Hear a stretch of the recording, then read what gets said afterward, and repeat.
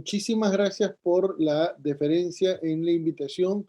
Muchas gracias, Udeápolis. Vamos desarrollando ya algunas sesiones que creo que han sido muy interesantes para el público porque ya estamos llegando a los 400.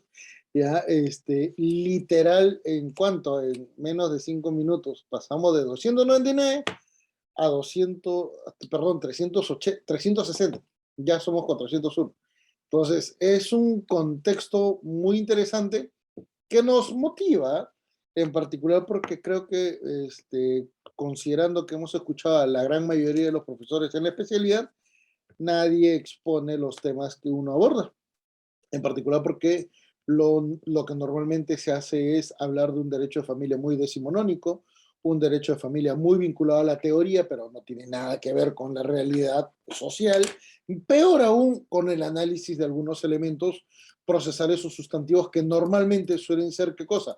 Expuestos en el ámbito de nuestra realidad material, y más aún cuando se analiza, ¿qué cosa? Una serie de elementos muy complicados que nos permiten evidenciar, ¿qué cosa? Que hay una condición absolutamente negativa en el ámbito de una especialidad tan grave, ¿correcto? Y digo tan grave porque en esencia se trastoca el ideal, la parte sustantiva de nuestra comunidad, tomando en cuenta que la familia también tiene mucha vinculación con dos elementos muy significativos en lo constitucional y en el ámbito del derecho internacional. En el ámbito interno se vincula con el derecho constitucional porque recuérdese que la familia no solamente es el núcleo básico de la sociedad, es también, ¿qué cosa? El principal elemento que garantiza la posesión de un territorio. ¿Correcto? Las sociedades normalmente tienen una vinculación con su territorio y por eso es que surge el derecho constitucional, en función de las interrelaciones de diferentes grupos familiares que forman una nación, que forman una identidad étnica, que para efectos muy sencillos generan, ¿qué cosa? Fuentes del derecho sobre las cuales se crea el sistema jurídico. ¿Correcto? Esa costumbre genera los principios jurídicos. Esos principios jurídicos generan la ley, lex en la época romana, y finalmente el Estado, a través de su ley, permite la creación de la jurisprudencia.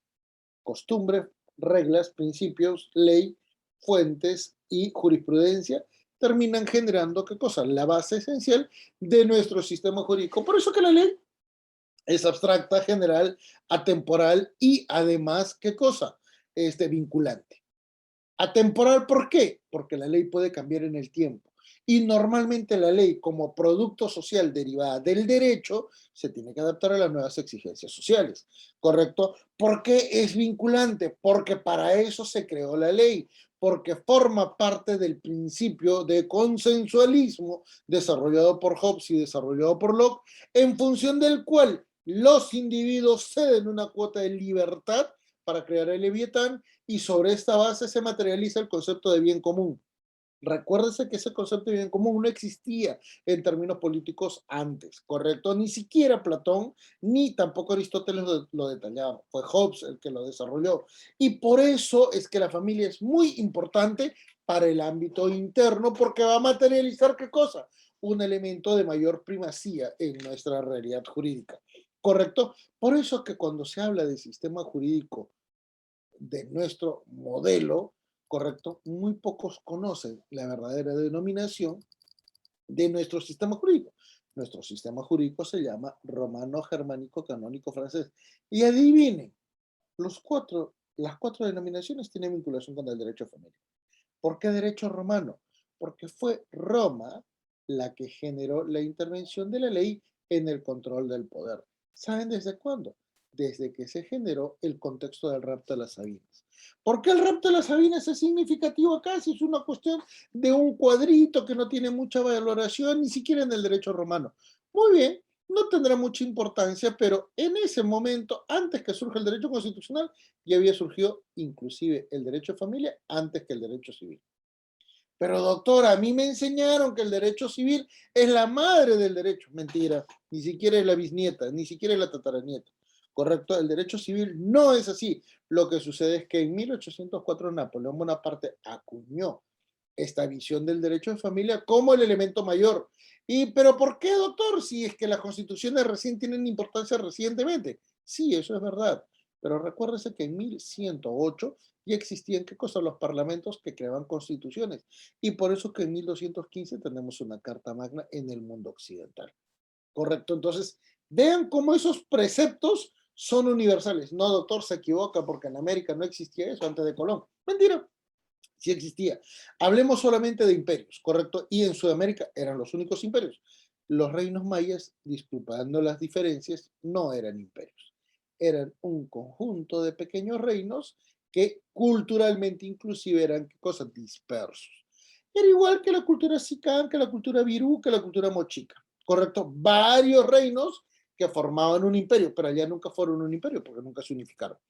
Ante esta realidad, tanto los pre-incas como los incas sí tuvieron sistema jurídico. Y ese sistema jurídico se basó también en la familia. ¿Por qué? Porque se llamaba sistema normativo. ¿Y qué cosa era? Era la generación de un conjunto de reglas, de un conjunto de principios que eran más de 30. Claro, todos nosotros conocemos solo tres: Amazúa, Amaquella, Amayuya, que inclusive, ¿dónde están? Están en el logo del Ministerio Público. ¿Correcto?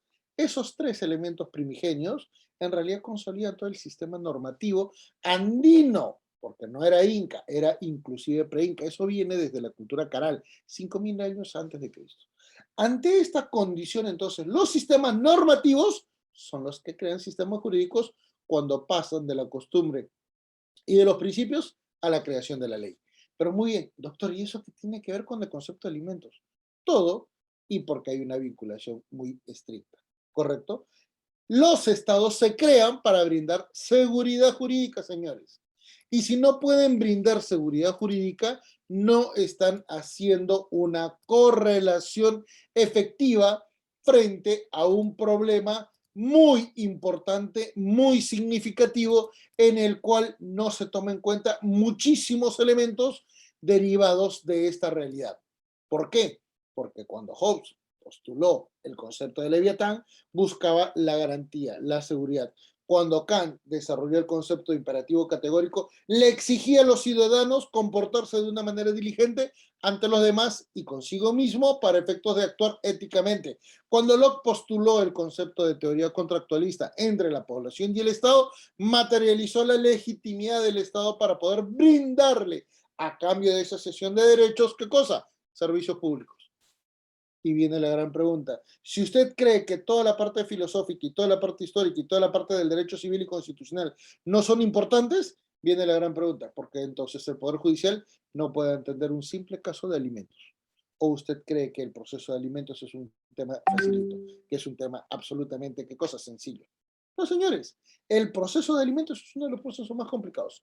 Y no porque tenga una mayor complejidad en lo procesal o en lo probatorio, para nada. ¿Por qué? Porque recuérdense que además es un proceso único. El proceso de alimentos es tan complejo porque finalmente se evalúa en una serie de elementos.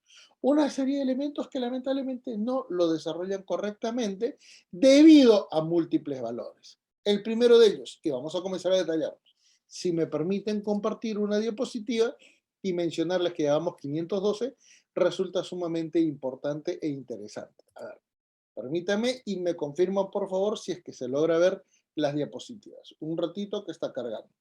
Entonces, ¿por qué es importante entender este contexto de alimentos en esa perspectiva? Porque me falta inclusive la parte del derecho internacional, que se las voy a mencionar después. ¿Correcto?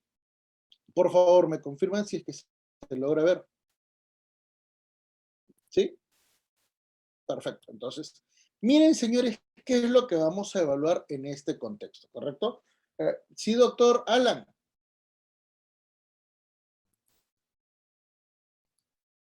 Hola, doctor Alan Vilca, por favor.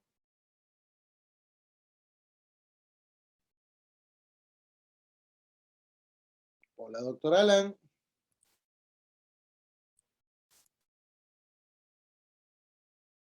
Bueno,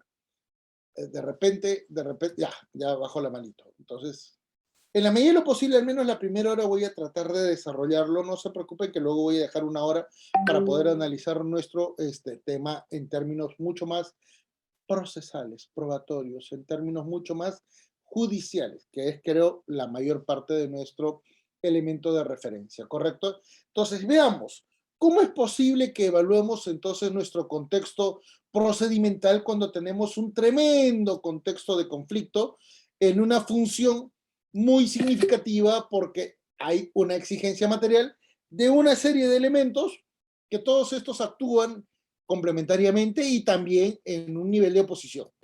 Primero, porque el conflicto familiar es totalmente incomprendido en el ámbito procesal. En 1984, 1991, cuando se generan las legislaciones en lo civil, en la parte sustantiva y en la parte procedimental procesal, se tomó en cuenta que el conflicto era uno solo, ¿correcto?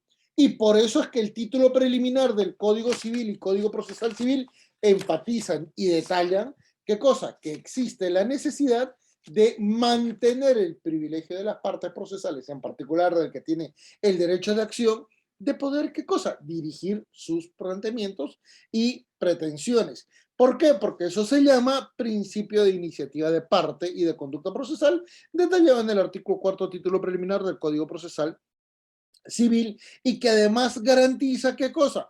Que vamos a tener que regular y respetar el artículo 6 del Código Civil, el título preliminar respecto del interés para obrar. En otras palabras, si usted no tiene interés, no tiene legitimidad para obrar en un proceso judicial, no va a poder ser parte procesal.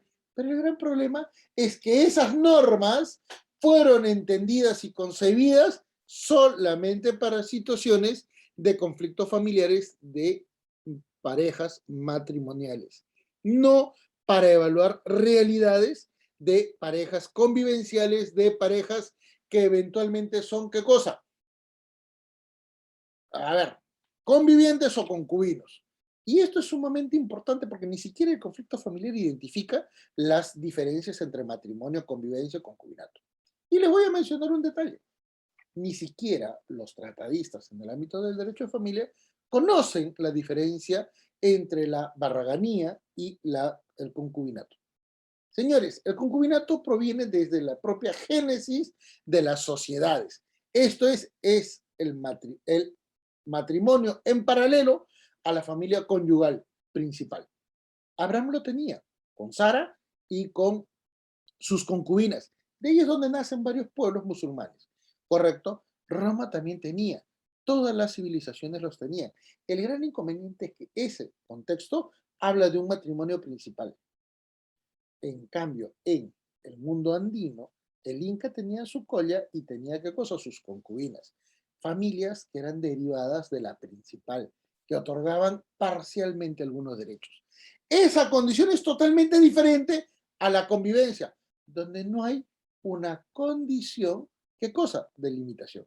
Esto es, dos personas libres de decidir, de optar, de generar la relación jurídica que deseen, generan una convivencia. Ese es el aporte andino al mundo. La unión, de hecho, es netamente andina, ¿correcto? Eso surgió en épocas pre-incas. Tiene 7.000 años de historia.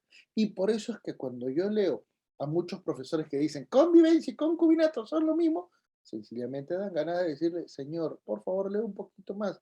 Al menos lea sobre su propia realidad de su propio país para entender que la barraganía es de la edad, ¿qué cosa? Media en Europa, porque fue expuesta justamente por el derecho canónico, ¿correcto? Para que vean entonces ustedes que es imposible que exista convivencia en Europa por una razón muy material. Estaba prohibida la unión fuera del matrimonio. El casado sí podía tener mujeres, no pasaba nada. Era socialmente, ¿qué cosa? Imposible de ser cuestionado, más aún si tenía riqueza. El gran problema es que todos estos elementos que comenzamos a hablar nunca fueron analizados diligentemente en el conflicto familiar.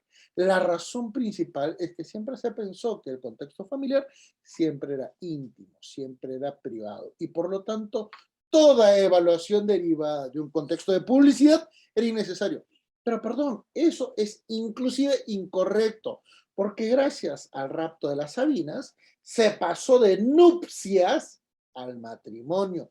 Y es más, la regulación del matrimonio se hacía sine y cum manus. ¿Qué significa esto? que si se ejecutaba un matrimonio con manus, el hombre era el que podía divorciarse. Si es que había un matrimonio sin manus, se generaba, ¿qué cosa? La posibilidad de que la mujer pueda plantear el divorcio.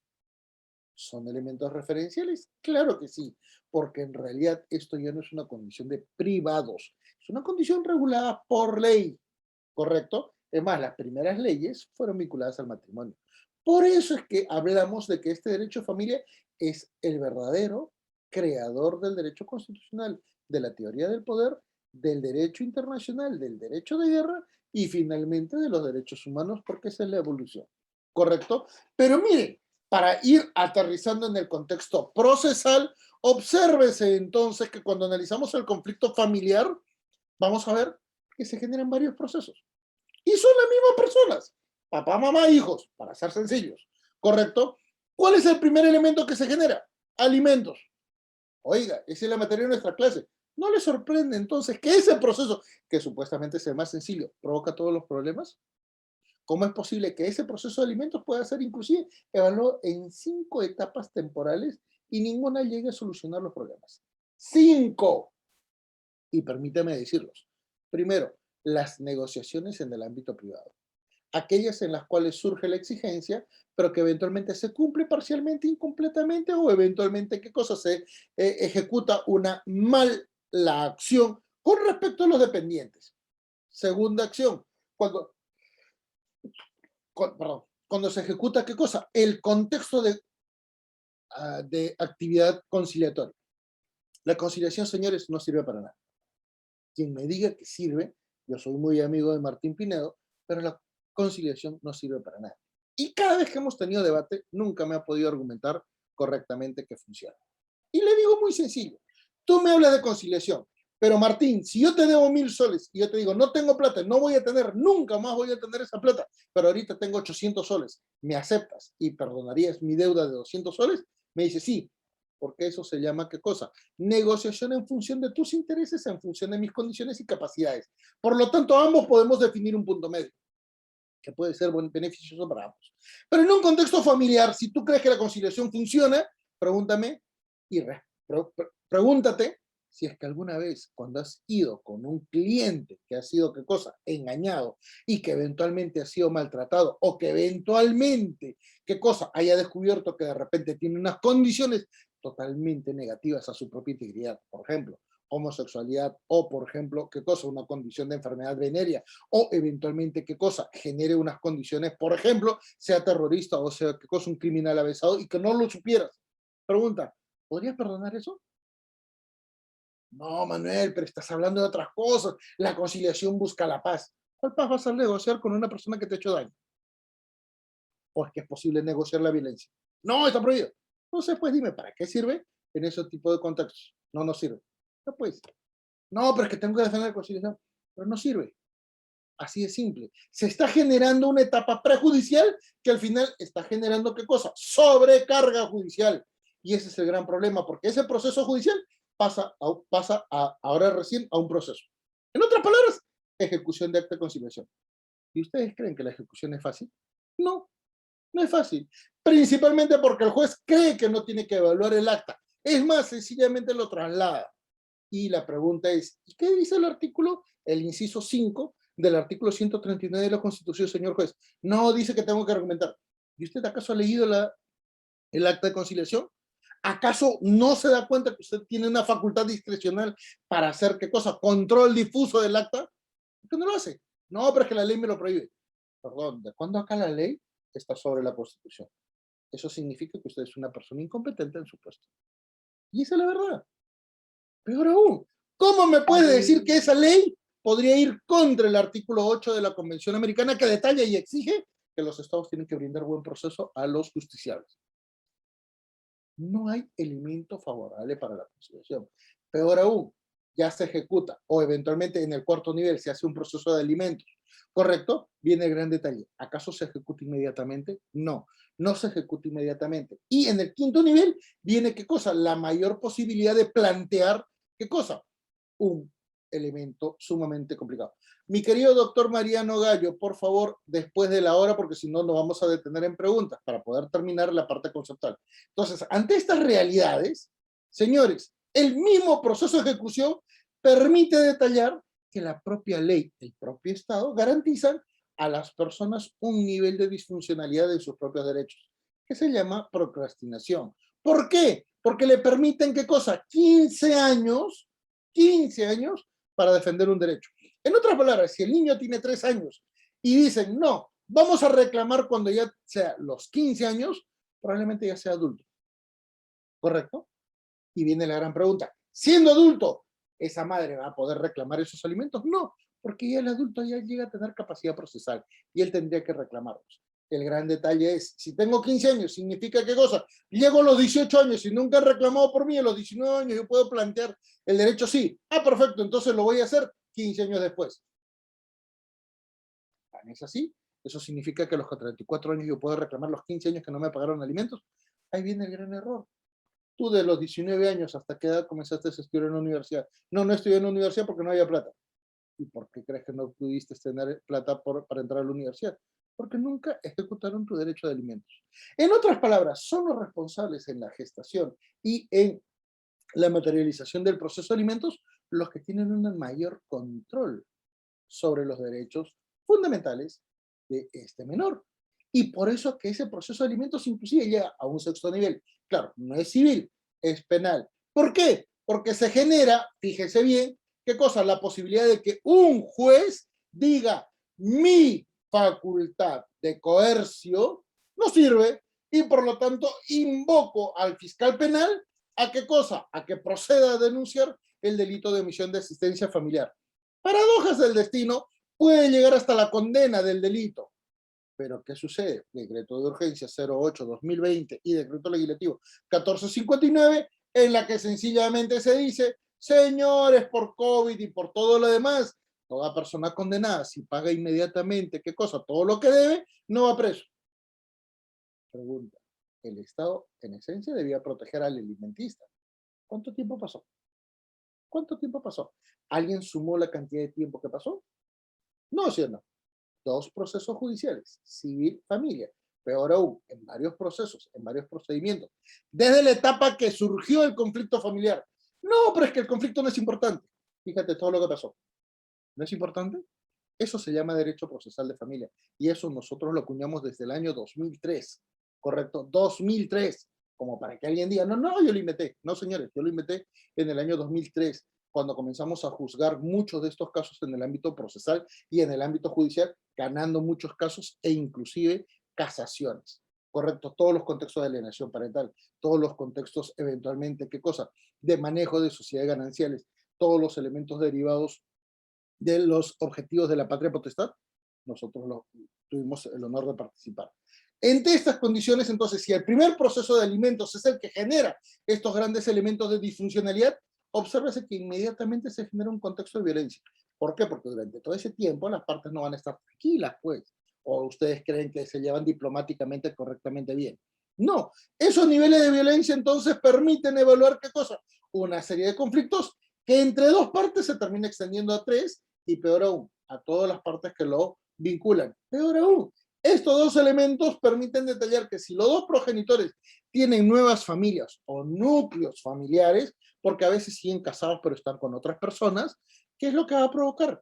Que se comiencen a generar nuevos hijos y todos los hijos entonces tengan ¿qué cosa? Diferentes condiciones económicas respecto de la prestación alimentaria, pese a lo que dice el artículo 6 de la Constitución, que dice que todos los hijos son iguales. Ante estas realidades, obsérvese entonces que vamos a comenzar también a evaluar qué cosas, situaciones vinculadas al ámbito constitucional, porque los principios de inocencia no se cumplen. Porque eventualmente, ¿qué cosa? El contexto de una condena en el ámbito de delito de omisión de asistencia familiar tampoco logra cumplir con una política criminal. Y para que lo sepan, no existe política criminal en el Perú. No solamente con el delito de omisión de asistencia familiar, con todos los delitos. Porque no existe una visión criminológica para poder entender el por qué surge esta condición. Peor aún, el legislador creyó que con 2 normas emitidas por el Ejecutivo, sencillamente se soluciona este problema en el ámbito del hacinamiento penitenciario. Por lo tanto, existe ¿qué cosa? Una malísima interpretación en el contexto procesal que nos permite decir, señores, el gran inconveniente de no entender el contexto procesal preliminar es ¿qué cosa? Que justamente ese conflicto genera todo lo demás. ¿Y por qué? Porque peor aún, se cree que el conflicto familiar es solamente entre parejas. Primer error, se genera en 3 niveles. Entre personas que mantienen un vínculo afectivo, que puede ser matrimonial, convivencial, concubinal, sexual, ¿correcto? Eventualmente también entre quienes, ascendientes y descendientes, y finalmente entre colaterales. Si no me creen, señores, obsérvese los contextos de violencia que se generan entre hermanos pidiéndose y cobrándose alimentos entre ellos para atender, ¿qué cosa? A una persona de la tercera edad que en esencia o era el padre o era la madre. Peor aún, obsérvese todos los contextos que se generan en el contexto procesal de nuestro país cuando vemos que hijos no pagan alimentos, es más, generan violencia contra los padres queriéndole quitar su casa y eventualmente, ¿qué cosa? Esos señores, como no pueden ejecutar la defensa de sus derechos inmediatamente, ¿qué cosa? Provocan una muerte que finalmente no generen una sucesión, ¿qué cosa? Testamentaria, sino sucesión intestada, donde los propios hijos que provocaron esa muerte tienen derechos económicos porque la ley dice que los sucesores tienen el legítimo derecho de acceder al patrimonio de sus causantes porque sencillamente esto no guarda relación con todo lo que ha evolucionado nuestra humanidad. ¿Correcto? Esto es, en pandemia se ha podido observar que personas de 80, 90 años no pueden disponer de sus bienes para poder salvar o a su pareja o a ellos mismos porque los hijos prefieren verlos muertos. Y disculpen que sea gráfico y disculpen que sea absolutamente crítico, pero esto es lo que ha sucedido constantemente durante toda la pandemia. Los hijos sabían el contexto económico. Si el papá muere, si la mamá muere, esa casa es mía, porque yo la vivo ahí, porque soy el hijo mayor. Y comienzan, ¿qué cosa? Los niveles de exclusión de derechos, porque al final de cuentas ya no dejan entrar a la casa. Oye, no es casa tuya, es casa de nuestros padres, que ya murieron. No, no, no, ya no están, ahora es mía. Ah, tus papeles, tus documentos. Y ahí parece increíble. Ahí es donde se generan, ¿qué cosa? Las concesiones que se dan en el ámbito notarial respecto a los poderes amplios. ¿Y qué es lo primero que hacen en un poder amplio? Registrar la casa. Y si no me creen, eso tiene mucho que ver con los conceptos de alimentos. ¿Por qué? Porque luego vienen las denuncias penales en las cuales se ejecuta, ¿qué cosa? Situaciones de violencia familiar e inclusive falsificación de documentos. Ante estas realidades, entonces, eso que generó la génesis del conflicto termina por provocar recién una crisis familiar. ¿Y por qué se denomina crisis familiar? Porque recuerden que esto es una condición íntima, esto es entre los involucrados. Nadie más la conoce. Cuando ya se extiende, se denomina conflicto familiar. Correcto, porque ya intervienen terceros, pero no el Estado. ¿Cuándo interviene el Estado? Cuando ya se genera un conflicto familiar judicializado. Y por eso es que la comprensión del ámbito alimentario nos permite detallar una serie de variables. ¿Por qué? Vamos a mencionar algunos de los elementos, ¿correcto? Vamos a analizar algunos de los elementos. En primer término, porque nunca se ha tomado en cuenta el contexto de procrastinación, ni tampoco en el contexto de la negligencia en la evaluación de derechos. Ejemplo, Adán y Eva tienen intimidad, para no hablar de matrimonio ni convivencia ni nada por el estilo, porque ya se podrían confundir con el concepto de barraganía, que es concubinato. Centrémonos en lo más referencial. Adán y Eva tienen hijos. Si Adán la deja, ¿ustedes creen que Eva inmediatamente genera la defensa de sus derechos? ¿Qué es lo que ocurre normalmente? Ocurre una condición de decir, no, no, no, yo voy a confiar en que él recapacite, en que él reaccione, porque finalmente son sus hijos. Es más, es su rostro, es su cara, es él. Sus propios padres reconocen que el nieto es idéntico al papá cuando era niño. ¿Y por qué no le pasa alimentos? No, es que está mal de la cabeza, que de repente tiene problemas, qué sé yo, o le ha calentado la cabeza a otra persona. Que es lo que normalmente se dice, ¿correcto? Oye, ¿quieres defender los derechos de sus hijos? Yo mato por mis hijos. Ah, perfecto. ¿Y por qué no los defiendes? No, es que yo no quiero problemas. ¿Y dónde está entonces la defensa del derecho del alimentista cuando la persona que tiene que cuidar esos intereses tiene sus propios intereses en quién? En la relación. ¿Correcto? Pero aún, no asumamos el contexto de víctima, ni tampoco el contexto de violencia. Pregunta, ¿cuántas veces las parejas se separan y regresan? Eso puede ocurrir. Peor aún, hay situaciones de crisis total y la pareja no se divorcia. Y les voy a dar un ejemplo muy sencillo. Recuerden que el 3 de agosto del año 2006, uno que era presidente de la República salió ante los medios de prensa diciendo, ¿qué cosa? Soy casado, pero he tenido un hijo con una mujer muy bella de altas cualidades morales, su concubina, era presidente de la República. ¿Ustedes creen que se divorció de Pilar Nores? No. Ahí tienen un claro ejemplo de matrimonio y concubina. ¿Correcto? Esa referencia entonces nos permite decir, y cuando existe un conflicto entre el representante procesal y el representado procesal, ¿por quién creen que la ley, la judicatura, prefiere? Por el que es actor procesal. Esto es la parte demandante, que actúa en representación. La pregunta es, oiga, si usted tenía el deber de proteger al representado, ¿por qué tiene 15 años para proteger ese derecho? Nunca lo entendieron, porque creen que esto es una cuestión comercial, porque creen que esto es una cuestión económica en función de la cuantía de los alimentos. Y eso permite detallar la negligencia en la evaluación de derechos. ¿Correcto? Miren nada más lo que dice la ley 30.179, que permite 15 años. ¿De cuándo acá la ley le permite qué cosa? Al que no defiende sus derechos, al que no valora su propia integridad y sus propios derechos, ¿qué cosa? Extenderse o dilatar la ejecución de una defensa. Es como decir, yo tengo una propiedad, pero ¿saben qué? Como la ley me permite 20 años en caso de mala fe, voy a plantear mi demanda a los 19 años y voy a expulsar a los que viven ahí. ¿Ustedes creen que va a ganar? Lo más probable es que pierda su propiedad, pero no se dan cuenta que ese efecto negativo se ve en paralelo en múltiples dimensiones, en lo civil, en lo procesal, en lo penal. ¿Correcto? Ante estas perspectivas, entonces, tenemos que ser muy conscientes, señores, que vamos generando círculos de violencia. Y esos círculos de violencia no son de ahora, son constantes. Peor aún, ya analicemos que el expediente judicial no logra finalizar, ¿qué cosa? Con una verdadera evaluación del contexto judicial. Veamos, señores, el concepto de círculos viciosos. ¿Cuántas veces han podido escuchar que en el contexto familiar peruano, la madre en la adolescencia tuvo hijos? Y esa madre de adolescente observa que su hija de adolescente también tiene hijos. Y es probablemente que la primera madre, cuando ha tenido ese hijo, también haya tenido una madre que ha generado el parto siendo adolescente. Eso se llama círculo vicioso. Y eso normalmente está vinculado con dos elementos ajenos al derecho de familia. El primero de ellos, señores, se denomina victimización. Y en este caso es un contexto de victimización estructural.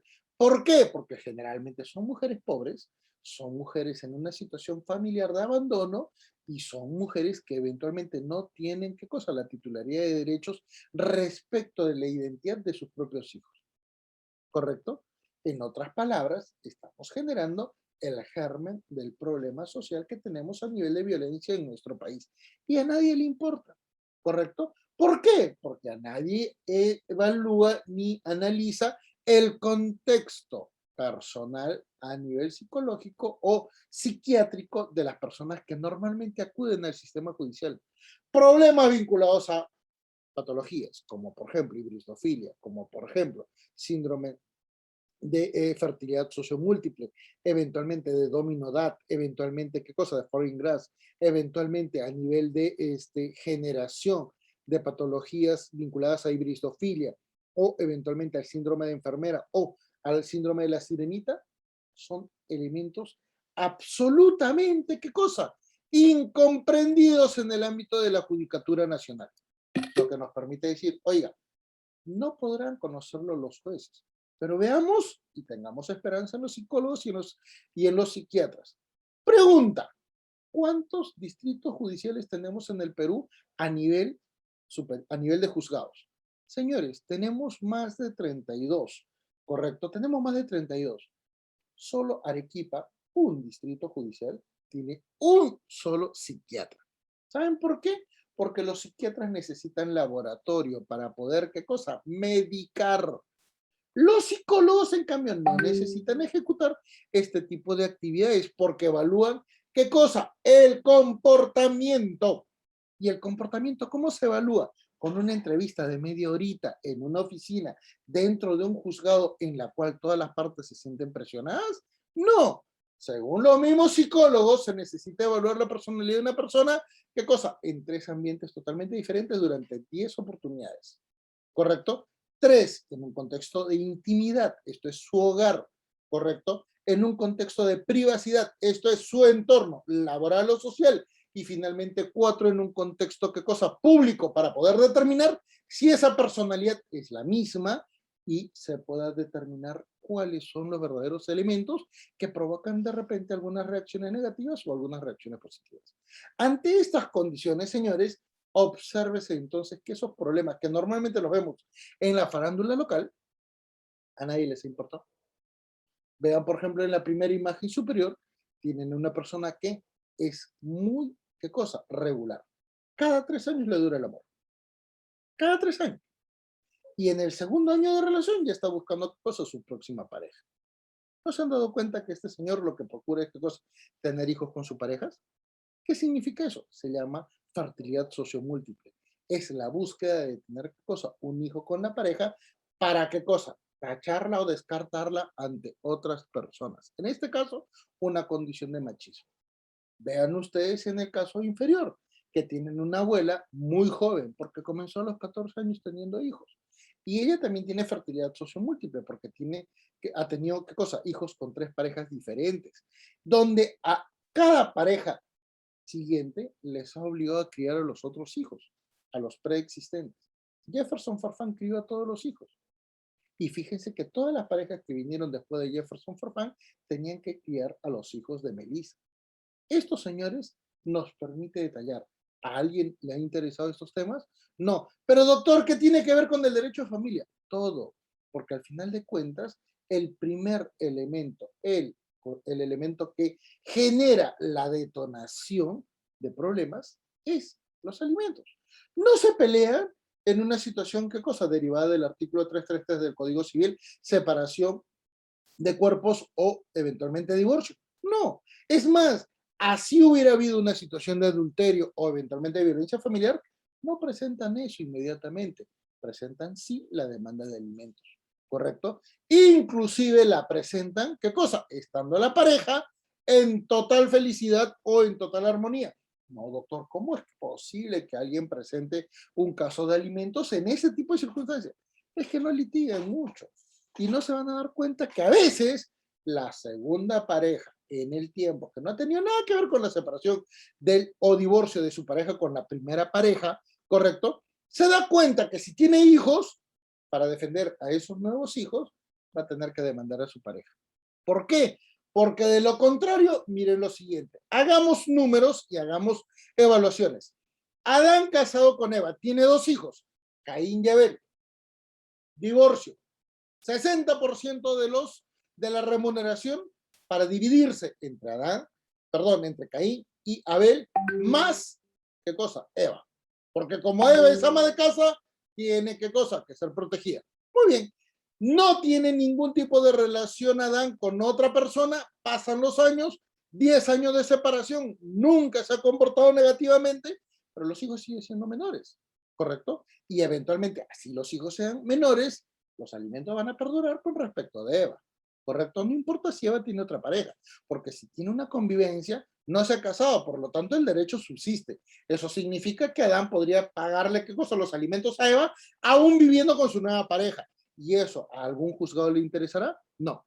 Y eso se llama alimentos. Peor aún, hagamos de cuenta que existen todavía 2 menores, Caín y Abel. Si a los 5 años o 10 años tiene una nueva pareja y tiene otros 2 hijos, Pedro y Judas, correcto, ya tendría 4 hijos. Pero perdón, la segunda pareja, que no tiene nada que ver con la primera, ni con la ruptura de la primera relación, si eventualmente es la ama de casa, no tiene derechos, porque para eso está la esposa. Se le privilegia ese derecho y esa condición matrimonial, ¿sí o no? Pero un momento, ya tengo una nueva relación, ¿por qué no le puedo proteger a qué cosa? A mi conviviente. Además, yo ya me divorcié. No, señor, porque ese derecho no se puede eliminar, no se puede extinguir. La otra también ha sido ama de casa. ¿Que no puede trabajar? No, eso es imposible. Si creen que estoy exagerando, vayan a un juzgado. Bajo esas condiciones y bajo esas realidades, para que la segunda pareja pueda proteger a sus 2 hijos, a Pedro y a Judas, ¿qué es lo que tiene que hacer? Demandar a su pareja, aún viviendo juntos. Y eso va a ser admitido. ¿Por qué? Porque va a tener que luchar por el 40% de lo que queda del sueldo de Adán. Si Adán quiere reducir la pensión de alimentos de sus hijos mayores para lograr un equilibrio con sus hijos menores, ¿qué es lo que tiene que hacer? En primer término, la demanda de la segunda pareja. Segundo término, plantear la reducción de alimentos. ¿Y qué es lo que normalmente pasa con las reducciones de alimentos? Suelen generar cosas hasta un 5 o 10%, no más. ¿Correcto? No, que tengo nuevos hijos. Ah, ¿para qué tienes hijos? Así de simple se resuelve. ¿Correcto? No se puede reducir la pensión que tiene un hijo. Oiga, no tengo la capacidad económica, no me importa, pero el código dice que sí me evalúan mi capacidad económica. ¿Dónde dice? Acá en este artículo. Ah, perdón. No, igual, no le aplico, no le reduzco. Pero mis hijos tienen los mismos derechos, porque estos cobran el 30% de remuneración y los otros solo el 10%. A ver, aplícame el inciso 5 del artículo 139 de la Constitución. No pueden, no pueden. Y eso no solamente es en alimentos, también se evalúa en el contexto del régimen de visitas, de la tenencia, inclusive de la afiliación. ¿Alguna vez de los compañeros, de los colegas que litigan, alguna vez han visto una resolución que diga el señor X tiene el derecho de tener un régimen de visitas fundamentado en los siguientes elementos? Que el señor trabaja de lunes a viernes en un horario que eventualmente no le permite, ¿qué cosa? Visitar a su hijo. Por lo tanto, va a tener, ¿qué cosa? La posibilidad de ver a su hijo todos los fines de semana entre las 8 de la mañana del día sábado hasta, ¿qué cosa? 4 de la tarde del día domingo. Y bajo estas condiciones. No, sencillamente dice, al hijo se le visita tal día y punto. Es más, a veces solamente por horas. Vale más tener una mascota que tener hijos, porque para esas condiciones no te garantizan ningún tipo de derecho. Eso, señores, se materializa, peor aún en el contexto de filiación. Filiación, casación 2015 Arequipa. ¿Qué es lo que dice? Yo, demandante, acredité que ese niño, que al que venía criando desde su nacimiento, no es mi hijo. Señor, usted presentó un proceso de divorcio. No, porque primero tengo que hacer este proceso. Ah, perfecto. Eso significa que yo voy a plantear qué cosa. Además de violencia familiar, un proceso de divorcio. 3 procesos, cuando podrían ser las mismas partes involucradas. Peor aún, acredité con ADN, correcto, que no soy el padre. La pregunta es, señor, retiren el apellido de mi apellido del documento de identidad de este niño. No se puede. Si usted quiere hacer eso, tráigame al padre biológico. Oiga, señor, yo no conozco al padre biológico. Ah, qué pena. Por lo tanto, por identidad dinámica se regula ese derecho a favor del niño. Oye, ¿y la madre? No, la madre no tiene nada que ver. No sea misógino, por favor. ¿Dónde está el contexto constitucional? Peor aún, ¿qué es lo que dijo Colombia este año, en enero de este año, cuando se reguló a través de Corte Suprema? Ojo, Corte Suprema es totalmente tribunal constitucional. Corte Suprema, una condición absolutamente privada. En caso que en un juzgado se evalúe la impugnación de paternidad y esta resulte positiva, se le exige a todos los jueces averiguar quién es el padre. ¿Saben por qué? Porque la identidad es un derecho natural, humano, convencional, fundamental, individual, colectivo, familiar, dinámico, progresivo y además inalienable. ¿Por qué nadie defiende la identidad? No, doctor, usted ya está exagerando. ¿Qué es en alimentos? Pero ¿por qué no podemos analizar críticamente el derecho de familia? Peor aún, ¿has leído el artículo 145, 146 del Código Penal que dicen que nadie puede manipular la identidad de una persona? Sí, ¿acaso se aplica? Yo tengo, señores, atrás mío, todos estos son los libros que yo he publicado. Tengo 3 estantes en este nivel y tengo mi propia biblioteca particular. La pregunta es, yo he hecho durante 20 años de carrera 4 libros a nivel de jurisprudencia en el ámbito penal. Creo que este es el primero. Y es un libro prologado por, que lo tengo, Pablo Sánchez, quien fue fiscal de la Nación. Aquí está. 4 libros en los que he sistematizado jurisprudencia de la Corte Suprema en el ámbito penal. La pregunta es, yo nunca encontré algún condenado con el artículo 145 o 146. Es más, no existen algunos tipos penales, con lo cual nos permite decir que en ese ámbito también encontramos otros problemas, entre lo que es el derecho penal mínimo, entre lo que significa, ¿qué cosa? Populismo punitivo, y lo que significa derecho penal mínimo. Pero señores, regresando al contexto de familia, no logramos evidenciar absolutamente nada. Y miren todo lo que se genera en el contexto, ¿qué cosa? Procesal. Proceso cautelar, proceso principal, requerimiento de cumplimiento de pensión alimenticia, sentencia, incumplimiento de la obligación, delito. ¿Correcto? Vean cuántos procesos. ¿Qué genera? Sobrecarga procesal. ¿Ustedes creen que el sistema está habilitado para resolver tantos problemas?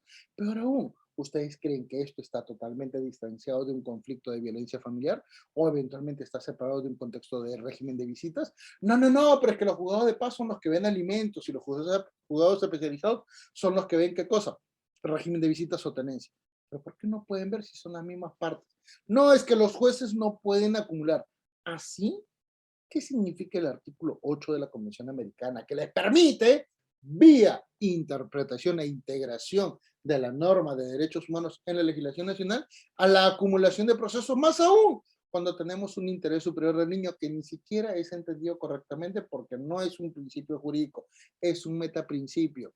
Y en nuestro sistema jurídico, metaprincipio tiene las condiciones, ¿qué cosa? Para decir que dignidad, interés superior del niño y principio de primacía de la realidad son elementos que necesitan un factor aleatorio que los pueda identificar o definir. Y si no me creen, permítanme darles un ejemplo sumamente sencillo, ¿correcto? Si ustedes comienzan a averiguar y dicen, y le preguntan a varios de sus compañeros, inclusive de la misma edad, y le dicen, ¿cuál para ti es un salario digno?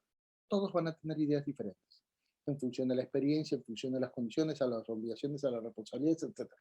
La pregunta es, oiga, ¿y el concepto de dignidad no era igual para todos?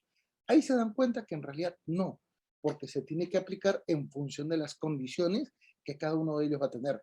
Entonces, el compañerito que no tiene estudios no podría plantear que pues una remuneración muy elevada, pero el compañerito que de repente tiene maestría, doctorado y que trabaja y que tiene amplia experiencia, sí podría decir, no, no, no, a mí me pagan correctamente y en función de mis méritos. Ahí se dan cuenta que entonces el concepto de sueldo digno es totalmente diferente. Y si no me creen, lean la Constitución.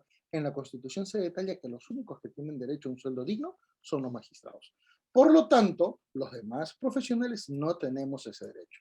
¿Pero eso es negativo? No, señores, porque además, véase todo lo que se genera en este contexto, ¿correcto? Se asumen condiciones absolutamente negativas, como por ejemplo, ¿qué cosa? El que los alimentos no necesite abogado.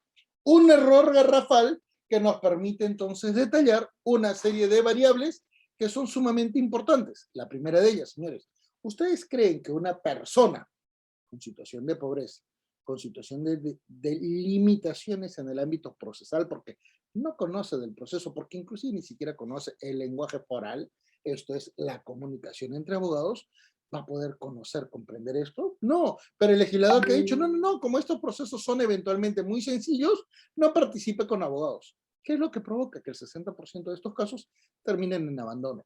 Por una razón muy sencilla. La señora que planteó su proceso de alimentos sin abogado va a ir, ¿qué cosa? Al juzgado a saber qué cosa, porque no avanza. Nadie la notificó, porque sencillamente no se pueden comunicar.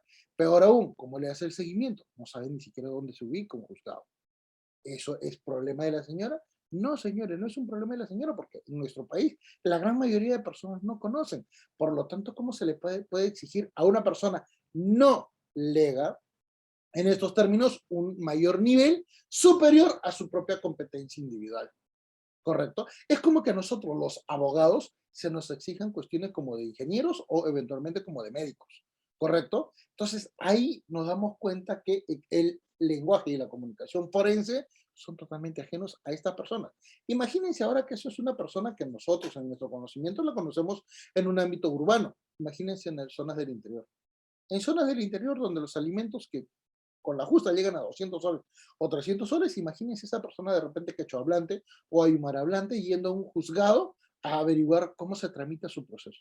¿Ustedes creen que la van a tratar correctamente, que la van a tratar con atención, que existe algún intérprete como para que ella pueda comunicarse? ¿Ustedes creen que esta persona va a insistir hasta lograr una sentencia? Y peor aún, si es que logra la sentencia, ¿ustedes creen que la va a ejecutar? ¿Ustedes creen que va a presentar la denuncia de omisión de asistencia familiar por incumplimiento? ¿Por qué creen que se generó el tercer pleno casatorio de la Corte Suprema, el expediente 4664-2010? ¿Por qué creen? Porque no sabe. Y no es un problema material de esta persona, porque la ignorancia nunca es un elemento negativo. Para eso se llama para eso se llama, ¿qué cosa? El derecho y principio de la defensa. Y esa defensa, conforme la Corte Interamericana de Derechos Humanos, no solamente tiene que ser formal, tiene que ser eficiente, tiene que ser diligente, tiene que ser humana, porque de lo contrario la Corte Suprema no hubiera firmado en el 2012 las reglas de Brasilia. Casualidad del destino, es la primera entidad que no la cumple. Pero en todas las sentencias siempre la cita, ¿correcto? Entonces, ahí nos damos cuenta entonces que hay errores que necesitan ser mejorados. Pero errores, ¿por qué? Porque se trata de corregir una institución que no cuadra, que no logra evaluar la realidad. Y esto entonces nos permite decir, señores, este es en el contexto de la conciliación, correcto, que existen muchísimos elementos negativos en el cálculo de la pensión. Señores, véase qué es lo que dice el Código Civil. El Código Civil dice que hay dos criterios para evaluar. Primero, las condiciones de los obligados a prestar alimentos y del alimentista. Pero acá viene un gran elemento, señores, un gran elemento. El Código Civil del 84, que también se complementa con el Código de Niño y Adolescente del año 2000, no son muy rigurosos en este nivel de evaluación. No lo son, ¿correcto? Peor aún, recuérdese que en el Tribunal Constitucional existen más de 10 casos en los cuales se ha regulado la familia ensamblada, en la cual el progenitor no biológico tiene obligaciones alimentarias a favor de sus hijos. ¿Qué ha significado? Que el Código Civil del 84 pensaba en una familia matrimonial, no en la familia que actualmente existe, donde eventualmente una persona tiene 3, 4 hijos con diferentes parejas. Esas realidades nos permiten decir cómo seguimos regulándonos con una regla sumamente obsoleta para nuestra realidad. Eso entonces nos permite decir, evaluamos correctamente. ¿Y por qué? Han habido cambios. He participado en casi el 70% de los cambios normativos del Código Civil porque he sido funcionario del Congreso de la República casi 20 años, ¿correcto? En el cual inclusive a la mamá se le permite, ¿qué cosa? Cuantificar la atención personal que ella brinda, porque evidentemente tiene un factor económico. Ante estas realidades, obsérvese que inclusive a los padres no se les evalúa diligentemente el contexto de la enfermería laboral. Peor aún, ¿por qué creen que hay muchos padres que omiten, que a veces ocultan o que eventualmente no generan una condición proactiva a favor de sus hijos? Porque sencillamente se genera el factor foreign grass o eventualmente se genera ¿qué cosa? ¿Qué cosa? El polizonte económico. ¿Saben quién es el polizonte económico? Es aquel individuo que puede ser menor o que puede ser mayor de edad que goza de los beneficios de la prestación alimentaria, no teniendo qué cosa, ni legitimidad ni interés para formar parte de esa relación económica. En otras palabras, ¿quiénes son? Las nuevas parejas, los nuevos hijos. ¿Correcto? Es más, ¿no me creen? Analicemos el caso de Melissa Cruz. Melissa Cruz recibía, ¿qué cosa? $16,000 mensuales de Jefferson Farfán por concepto de alimentos a favor de sus dos hijos. ¿Ustedes creen que Melissa Cruz no alimentaba, criaba a sus tres hijos mayores, a sus tres hijas mayores con ese dinero? Tomando en cuenta que los dos primeros padres de sus hijos, que aún eran menores, no le pasaron nunca una pensión de alimentos. Ahí se dan cuenta que entonces los contextos de fertilidad sociomúltiple, los factores de dominio de edad, los contextos de polizontes económicos son totalmente importantes de evaluar. Y eso como que a nadie le importa y por eso es que normalmente seguimos teniendo, ¿qué cosa? Grandes problemas en el ámbito de la evaluación, ¿qué cosa? De un problema económico que se analiza, ¿qué cosa? Mal en el contexto humano. ¿Por qué? Porque inclusive las últimas reformas han sido tan malas, correcto, y en eso me excuso porque lamentablemente los congresistas a veces escuchan una cosa y hablan y deciden otra cosa. Por ejemplo, hoy por hoy se descuenta cualquier tipo de ingreso, inclusive los viáticos. Esto es, si a mí, mi empresa, me contrata para yo representarlos en cualquier nivel de viajes, etcétera, a mí me descontarían, ¿qué cosa? La mitad de los viáticos, porque sencillamente es un ingreso. Entonces, viene la gran pregunta. Oye, si me dan a mí viáticos para representar a la entidad, ¿ustedes creen que la entidad me va a seguir manteniendo en el puesto? Peor aún, con la mitad de los viáticos yo voy a poder mantenerme en esos viajes, ya no me conviene, pues. Eso va a provocar, ¿qué cosa? Los gastos hormigas. ¿Alguna vez han escuchado hablar de esos términos? No, porque sencillamente el único que los trata soy yo. Correcto, y parezco loquito hablando de estos temas, pero que en realidad son elementos que son absolutamente, ¿qué cosa? Interesantes, porque en el contexto económico alimentario de nuestro país tenemos que hablar, ¿qué cosa? De las cuestiones vinculadas al diario o eventualmente, ¿qué cosa? A la manutención completa de la familia. Suena raro, suena absolutamente incomprensible cuando a veces estoy pues en audiencias, bueno, antes cuando tenía la oportunidad de litigar, correcto, que en cuestiones alimentarias aceptaban algunas condiciones y decían, bueno, sacando cuentas y los alimentos y mi diario, aceptado, perfecto, que me pase 20 soles de diario y con eso alimento a los hijos suficientemente. Yo le preguntaba después a mi cliente, y eso era sancionado por los jueces porque me decía, no se meta, doctor Romo, porque este siempre es el complicado de acá. Ya lo conozco y usted siempre está complicado. Y le decía, señora jueza, que usted no sabe lo que está realizando. Usted le está dando la posibilidad que la señora reciba 20 soles mensuales, pero usted no toma en cuenta qué cosa, dónde vive. No sabe si usted, si ellos pagan, si pagan qué cosa, hospedaje, si eventualmente es vivienda propia o si eventualmente viven con los padres. No toman en cuenta qué cosa, que de esos 20 soles también tiene que salir para pagar el agua, la luz, el teléfono, el cable. ¿Le pregunto eso? No. Señora, ¿usted le ha preguntado cómo hacen para pagar eventualmente otro tipo de actividades? Como por ejemplo, ¿qué pasa si la señora se le enferma el hijo y eventualmente le dice, oye, el hijo se ha enfermado? No, no, no, con los 20 es suficiente, porque esos son los diarios. ¿Dónde está, señora, su sano criterio como para poder comprender esta realidad? No es que las partes no lo pidieron. Y usted no tiene la discrecionalidad. Que yo sepa, lo tiene, porque por tanto usted tiene qué cosa, el principio de dirección e impulso del proceso, porque además usted tiene que integrar el proceso, porque usted además tiene que generar inmediación, está viendo las partes. Y yo le puedo apostar que ni siquiera se acuerda cómo se llama. Claro, era mal visto por el sistema judicial, pero fíjense que esas realidades nadie las analiza. Y si ustedes no me creen, lean todas las revistas y lean todas las publicaciones que hablan sobre alimentos, que siempre van a repetir sobre lo mismo. Siempre van a repetir sobre lo mismo y no toman en cuenta que eventualmente el alimentista se divide inclusive en una multiplicidad de factores, como por ejemplo el nasciturus, la madre gestante, el niño adolescente, el hijo adulto, el adulto de tercera edad, persona con incapacidad, cónyuge conviviente, persona con incapacidad temporal. Y comenzamos a evaluar qué cosa, una serie de factores en las cuales el mismo criterio de alimentista es totalmente diferente y nos permite detallar, miren quiénes son los probables prestadores de los alimentos. Ya no consideramos solo a papá y a mamá, también están otros prestadores. ¿Por qué? Porque recuérdese que con el Código de Niño y Adolescente la prestación de alimentos se puede exigir a otras personas que tienen un vínculo con el hijo y que finalmente cuando surge este tipo de situaciones, ¿qué cosa? Entre ellos pueden exigir qué cosa, las obligaciones solidarias. ¿Qué es lo que me ha pasado, qué es lo que me ha pasado en el ámbito procesal a mí? Cuando a veces algunos padres, teniendo capacidades, teniendo oportunidades, he tenido la oportunidad de ver el caso de un gerente comercial de un banco sumamente importante, cuyo sueldo era totalmente alto, ¿correcto? Renunciar porque sencillamente lo habían pescado con un amante y renunciar, ¿por qué? Para liquidar la sociedad gananciales donde tenían dos departamentos muy caros y eventualmente, ¿qué cosa? Muchas obligaciones económicas y el señor había reventado la tarjeta de crédito. ¿Saben qué hicimos? Le planteamos una demanda de alimentos, no a él, a los papás. Como el señor era desempleado, correcto, y vivía solamente de las rentas, planteamos la demanda a los abuelos, a los papás del señor. En menos de 2 meses, esos señores, los papás de este individuo, que era cuarentón, ¿qué cosas hicieron? Mm, Arreglaron las cosas internamente en su familia y el papá comenzó a comportarse debidamente, buscó nuevamente trabajo y comenzó ahora sí a tratar de negociar porque lamentablemente se había topado con un abogado sumamente espeso. Y era yo.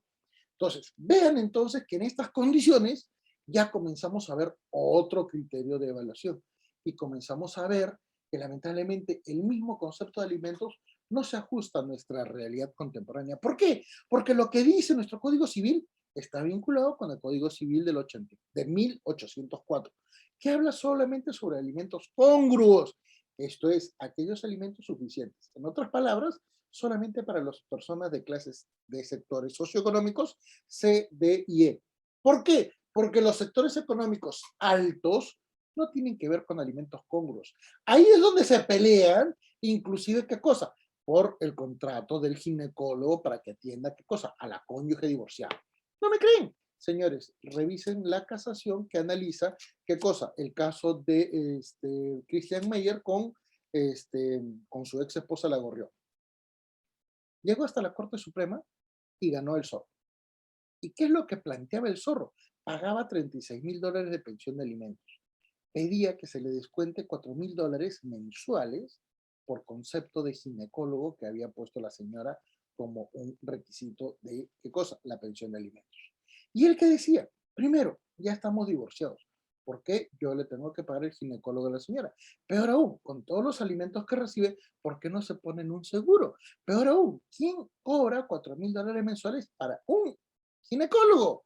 ¿Qué pasa si ese ginecólogo se muere? ¿Ella se desatiende? No, para eso contrata un seguro. La Corte Suprema le dio la razón y le rebajó $4,000. Pidió la devolución de todo lo que había pagado en exceso. No, le dijeron no, porque los alimentos se disfrutan en el momento. Claro, como si en este país gastar $36,000 mensuales fuera muy fácil, ¿correcto? Entonces, vean que en estos contextos tenemos que entender que los alimentos tienen una condición totalmente diferente. Y por eso que vamos a terminar esta exposición con el análisis de algunos elementos que van a ser sumamente importantes y que son ajenos a lo que normalmente la doctrina detalla. Los gastos hormiga. Les doy un ejemplo muy sencillo para que puedan comprender. Cada vez que ustedes han podido ir a un centro comercial y veían a un papá con mochila, correcto, ¿qué era lo que hacía? Era disfrutar de su régimen de visitas. ¿Y por qué la mochila? Porque tenía que regresar al hijo, ¿correcto? Pero imagínense que ese señor tiene un sueldo mínimo vital. Si ese señor lleva al hijo a pasear, pues no puede gastar nada, ¿correcto? Y el hijo le dice, papá, compremos un pollito. No me alcanza, hijo. El papá, ¿ustedes creen que le va a negar ese alimento? Le va a comprar el cuarto de pollo a la brasa. Viene la gran pregunta, ¿ese cuarto de pollo a la brasa no le va a generar un detrimento económico al papá? Claro que sí. Son 4 fines de semana que le toca régimen de visitas. Al final termina comprando un cuarto de pollo a la brasa cada fin de semana. Eso genera un gasto adicional con las movilidades, con los gastos, con eventualmente alguna condición. Papá, me falta un polo. Van generándose gastos que no son cuantificados en el régimen alimentario. Porque no creo que exista una persona en su sano juicio que le diga, hijo, yo ya le pago una pensión de alimentos a tu madre, que ella te compre el cuarto de pollo al abrazo, que ella te compre el polo. Peor aún, hijo, no puedo asumir estas condiciones porque yo inclusive tengo descuento judicial. Así que pídele a tu madre. ¿Ustedes creen que eso es posible? No, porque finalmente las condiciones y relaciones familiares son sujetas a otros criterios. Por lo tanto, esos gastos en ninguna sentencia judicial le he podido anexar. Quien les habla en el año 2009 ha sido contratado por el Banco Mundial para hacer ¿qué cosa? La lectura de más de 5,000 sentencias en diferentes distritos judiciales del país. Me la pasé viajando leyendo resoluciones y nunca observé ni problemas de patologías, ni problemas de evaluaciones periciales, ni problemas vinculados a los contextos de legitimidad o eventualmente interés para obrar en los contextos de familia. ¿Por qué? Porque todo está parametrado a un factor absolutamente, ¿qué cosa? Negativo. Por eso que cuando se habla de incremento, reducción, variación, existen los grandes inconvenientes, porque peor aún, podemos encontrar situaciones en las cuales hay hijos mayores de edad que eventualmente ni estudian ni trabajan y que tienen que tener un derecho de alimentos. He tenido la oportunidad de ver, y esto no es una exageración, inclusive lo he publicado en mis redes sociales, la resolución en la cual sale que se le otorga, bueno, se le mantiene el derecho de pensión a una señora de 32 años, casada, madre de una niña de 8 años, que es nombrada como enfermera en un hospital público. ¿Qué cosa? A seguir gozando sus alimentos. ¿Y saben lo que me puso el juez? Señores, se regula el interés superior del niño de la señora y como necesita seguir manteniendo esa cuota alimentaria a su favor, no se puede, ¿qué cosa? Desconocer ese derecho. Interés superior del niño de una persona de 32 años casada, con trabajo y con nombramiento. ¿Mm? También he tenido el caso, esto ha sido en Lupao, en la cual se me planteó, ¿qué cosa? La imposibilidad de extinguir la obligación alimentaria por parte de un hijo que estaba estudiando su doctorado y que tenía 27 años. Señor, ¿cómo me van a quitar los alimentos si con eso pagó mi doctorado? Ah, señor, ¿usted es profesional? Sí, graduado, con altas notas. ¿Tiene la maestría? Por supuesto, acá está mi título de maestría y mis altas notas. ¿Y por qué nunca trabajó? ¿Por qué nunca trabajó? ¿Que acaso no entendía que una vez que usted tenga el título profesional ya estaba habilitado para poder trabajar? Porque eso se llama competencia, porque inclusive el Código Civil detalla que existe el concepto de emancipación. Esto es aquel menor de edad que puede, ¿qué cosa? Autosubsistir de forma autónoma. ¿Por qué no trabajó? No, es que tengo derecho. aunque parezca increíble, le garantizaron el derecho, porque todavía tenía 28 años y podía, ¿qué cosa? Merecer esa pensión de alimentos. Y el padre tenía una condición, ¿qué cosa? De ser adulto mayor y que necesitaba las medicinas que se le habían incrementado porque tenía cáncer. Pero claro, como el papá se había divorciado de la mamá, al hijo poco le importaba la salud de su propio padre. Eso entonces nos permite decir condiciones vinculadas al incremento, a la variación, a la reducción, en nuestro país son sumamente complicados. Peor aún con la situación de la extinción de la obligación y peor aún con la suspensión de la obligación. Y si no me creen, vean el ejemplo que estén ahí.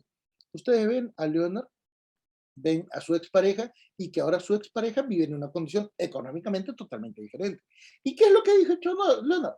Oye, vives en una casa de un millonario. Eventualmente a mis hijos le das una mejor garantía de lo que yo pudiera darle, porque yo no tengo trabajo, en pandemia no puedo cantar, no hay actividades artísticas. Y la señora le ha demandado por qué cosa, devengados por todo el año en el que no trabajó porque sencillamente hay pandemia. Y a la señora no le importa. Y ahí te das cuenta que en estos contextos no es un tema económico de criar a los hijos correctamente, es un tema de venganza.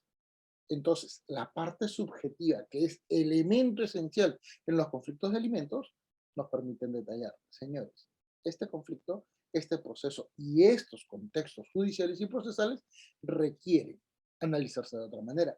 ¿Por qué? Porque de lo contrario nuestro sistema va a generar hijos parásitos. Aquellos hijos mayores de edad que siguen viviendo, ¿qué cosa? De una pensión de alimentos en contra de las referencias que eventualmente les terminarían de garantizar una condición absolutamente importante y significativa.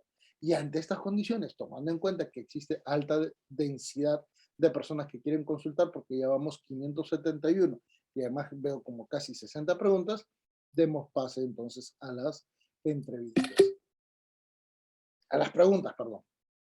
Si eventualmente Reader me facilita y comienza a darle el audio, por favor, que sean orales, porque así es mucho más fácil leerlos para no estar, porque hay muchas preguntas. Sí, maestro, en estos momentos, informarle también a los participantes, son preguntas sobre el tema, por favor, y más no personales. Agradecería bastante. En estos momentos le doy pase al doctor Paul. Doctor Paul, muy buenas noches, qué gusto saludarlo. Bienvenido a Buenas noches. Audiápolis. ¿Cómo estás? Primeramente, no soy doctor, soy estudiante de Derecho. Soy conciliador extrajudicial y familiar. La pregunta para el doctor es, en el proceso judicial de alimentos, ¿no? Las personas, el padre y la madre, hacen una conciliación y lo llevan conjuntamente el juez. Y el juez aprueba que se aboque el padre de familia a lo que dice la conciliación.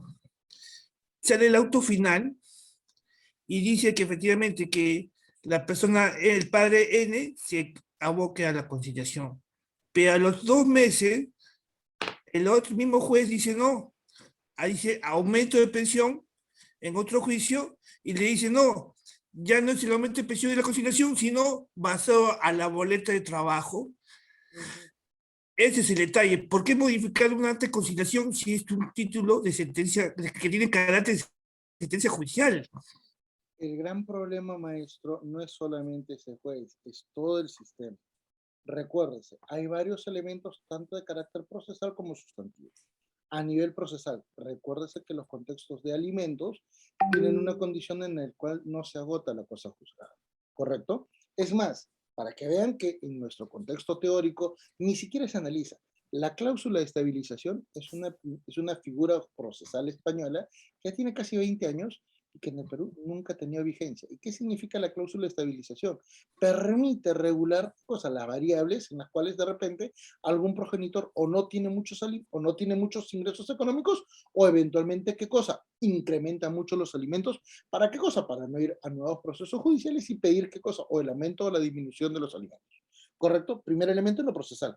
En lo sustantivo, vemos qué cosa, una elevada discrecionalidad de parte de los magistrados. En particular, no por tanto acciones de mala fe. A veces ellos creen que son los defensores legales de los niños. No es una cuestión equivocada. Recuérdase que ellos tienen que velar por obligación internacional del Perú, qué cosa, por el interés superior del niño, pero tienen que actuarlo de alguna manera de modo, qué cosa, diligente. Porque para estos señores se estarían quebrando muchos de los principios del título preliminar del Código Procesal Civil, en el cual se señala que cosa, que existe una discrecionalidad en la dirección del proceso por parte de las acciones que tienen las mismas partes, ¿qué cosa? Procesales. Porque de lo contrario, ese juez sería el único actor procesal, y no es actor procesal el juez. Entonces, eso es lo que pasa. Pues, en algunos casos actúan de buena fe, pero se equivocan y lamentablemente generan consecuencias negativas. Y otra, muy distinta, es que el mismo proceso conciliatorio que la ley dice que no se evalúe, ¿correcto? Permite que algunos jueces no evalúen siquiera el contenido. Y en otros casos, cuando lo evalúan, no proceden de conformidad a qué cosa, a eliminar ese acto de conciliación. ¿Por qué? Porque no resulta qué cosa, entendible o eventualmente ejecutable. Hay personas que plantean cualquier cosa con el ánimo de qué cosa, de tener una conciliación y evitar qué cosa, la continuidad del conflicto. Y usted como conciliador lo sabe, porque cuando entran en la conciliación, ninguna de las partes exterioriza lo que provocó la separación o exterioriza las razones por las cuales recién llegan a una conciliación. Y usted creerá que de repente ya llegaron a solucionar sus problemas. No, salen de la conciliación y se siguen peleando, ¿o no? ¿Qué es lo que sucede? Excelente, maestro. Le doy pase a la doctora María Cotina. Doctora María, bienvenida a Audiápolis. Está activo su audio. Buenas noches, ¿me escucha? Sí. Ya. Doctor, buenas noches. Bueno, mi consulta es, ¿en qué casos se podría exonerar o extinguir la pensión al cónyuge? Bueno, felizmente la jurisprudencia en los últimos años, no solamente en los últimos meses, años, desde el año 2012, determina 3 categorías para poder evaluar la pensión de los cónyuges. La primera de ellas, y esto viene desde el año 2012, cuando se acredita la capacidad personal de los cónyuges. Esto es, sobre todo en matrimonios en los cuales no existen hijos, ¿correcto? En esos casos, los jueces están diciendo, señora, usted no tiene ningún impedimento para poder, ¿qué cosa? Ejecutar sus actividades. Por lo tanto, no le vamos a conceder, ¿qué cosa? Ninguna pensión de alimentos. Esto se ha dado en mérito principalmente cuando las parejas eran jóvenes y no tenían hijos y no tenían patrimonio, ¿correcto? Y aunque parezca increíble, pedían pensión de alimentos porque eran solo la cuenta. Esa es la primera característica. Tienen un fallo significativo. Revisen la jurisprudencia que sale en Google de la sentencia de alimentos del primer divorcio de Raymond Manco. Raymond Manco se casó con una modelo y durante el matrimonio, que duró 4 semanas, correcto, bueno, ella no trabajó. Al divorcio, porque fue consensuado, ella planteó una demanda de alimentos y el juzgado le dijo, señora, usted ha sido modelo, usted en 4 meses que ha estado casada, 4 semanas que ha estado casada, no ha perdido su capacidad para seguir trabajando. Por lo tanto, usted, siendo absolutamente capaz, tiene que seguir trabajando por su propia subsistencia, porque no ha generado ni patrimonio ni tampoco condición familiar con el señor con el que se ha divorciado. Segundo elemento, cónyuges que eventualmente sí han desarrollado una dependencia económica. ¿Por qué? Porque recuérdense que en las relaciones matrimoniales y convivenciales existe, ¿qué cosa? El complemento. Por lo tanto, uno puede trabajar fuera de casa, pero el otro trabaja en casa. Y aunque parezca increíble, el trabajo de casa es más pesadito a veces, ¿correcto? Solo que como no se ve, a veces se le ningunea. Pero en estos niveles se tiene que tomar en cuenta, ¿qué cosa? La justa compensación a la persona que eventualmente se ha dedicado a esta labor de hogar. Y eso normalmente incluye la pensión de jubilación. Hay muchas personas que ya en la situación de jubilación dejan a las esposas. Y hay muchísima jurisprudencia que detalla qué cosa, el descuento de la pensión de jubilación e inclusive la CTS a favor de la cónyuge que nunca ejecutó una condición negativa contra el matrimonio. ¿Correcto? Y luego viene la tercera, en la cual la cónyuge trabaja, ¿correcto? La cónyuge trabaja y eventualmente no tendrá la misma capacidad económica que el otro cónyuge, pero eventualmente en estos niveles, si ambos han desarrollado capacidad profesional, no existe, ¿qué cosa? Responsabilidades entre ellos y por lo tanto cada uno de los cónyuges se puede divorciar sin otorgar pensión de alimentos a favor de la contraparte, siempre y cuando, ¿qué cosa? Se generen las condiciones de justicia. ¿Por qué? Porque si existen condiciones de necesidad, por ejemplo, para la manutención de los bienes de la sociedad conyugal que eventualmente se han generado por una condición derivada del artículo 333 del Código Civil y existe todavía la crianza de los hijos, Recuérdese que en este caso sí corresponde pensión de alimentos al cónyuge, que normalmente están destinados ¿qué cosa? Al mantenimiento del hogar. Va a depender de las circunstancias, doctora, pero nótese que hay un montón de niveles de evaluación. Montón.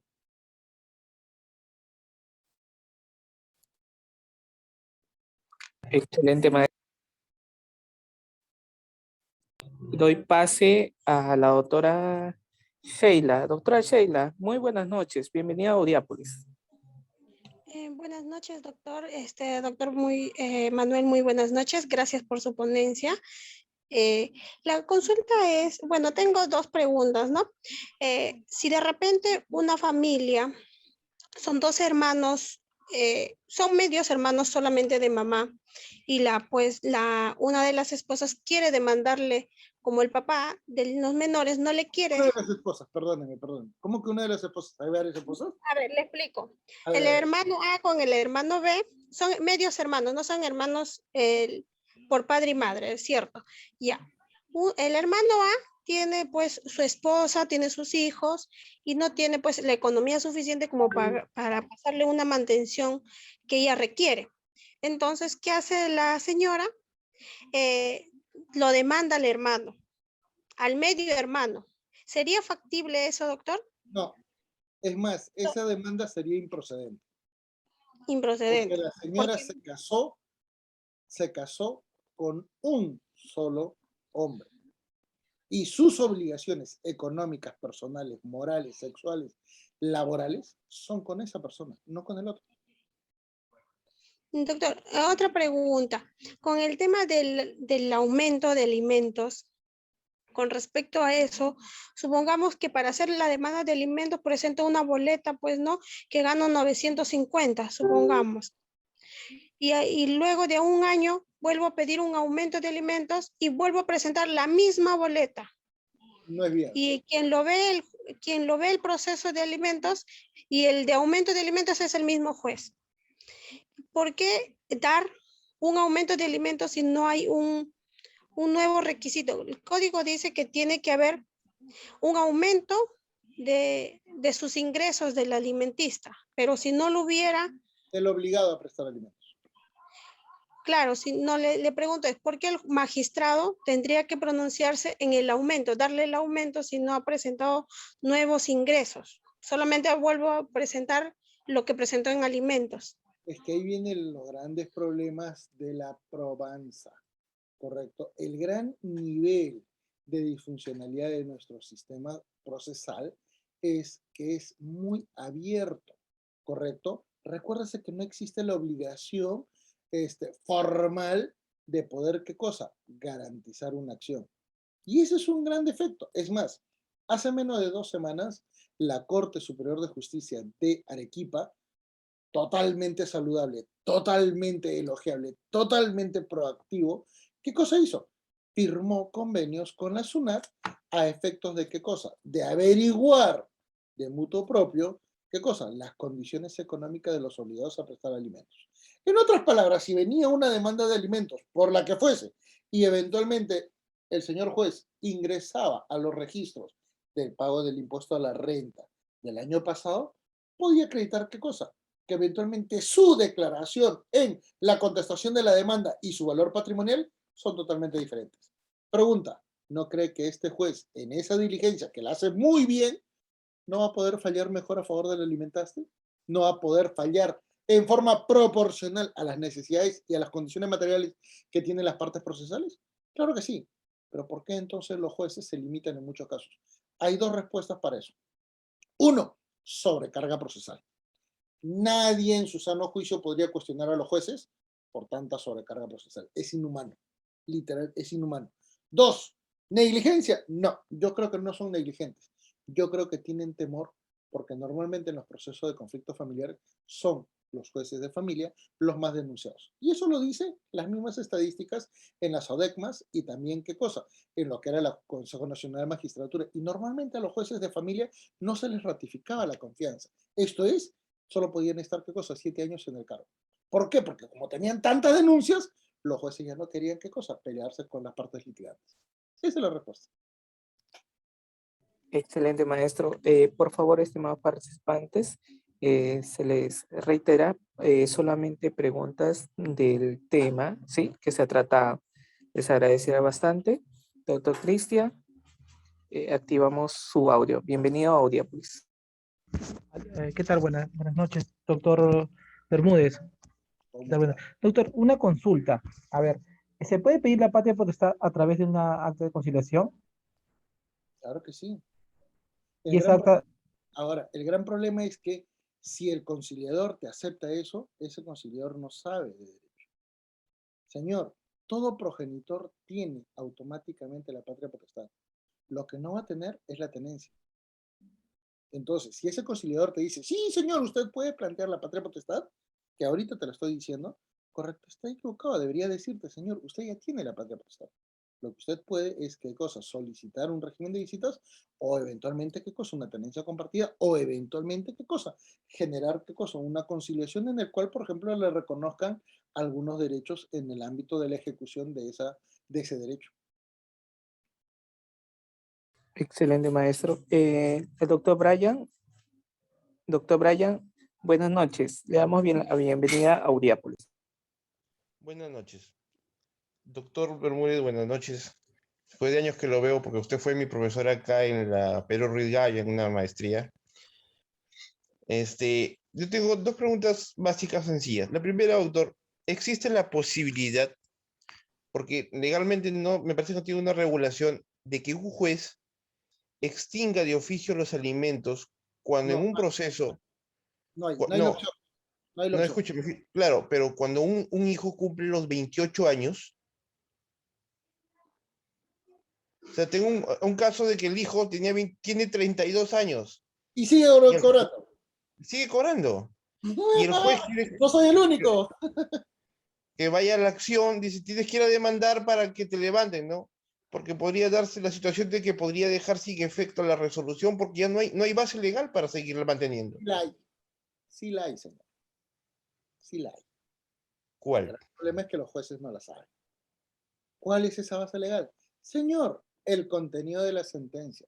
Revise usted su Código Procesal Civil y detalla, en complemento con el inciso 5 del artículo 139 de la Constitución, que toda sentencia tiene que estar bien motivada. Por lo tanto, si establece una obligación, tiene que indicar cuáles son sus límites en esa obligación. En otras palabras, podría detallar, señores, ¿qué cosa? Que la prestación de alimentos, en caso del hijo es menor de edad, se mantiene, por ejemplo, 1.000 soles mensuales hasta que cumpla 18 años. Si eventualmente el hijo, desde los 18 años para arriba, sigue teniendo estudios universitarios, estos se evaluarán conforme a las necesidades de la universidad, etc. Pero hasta el momento de su bachillerato, que es lo ideal.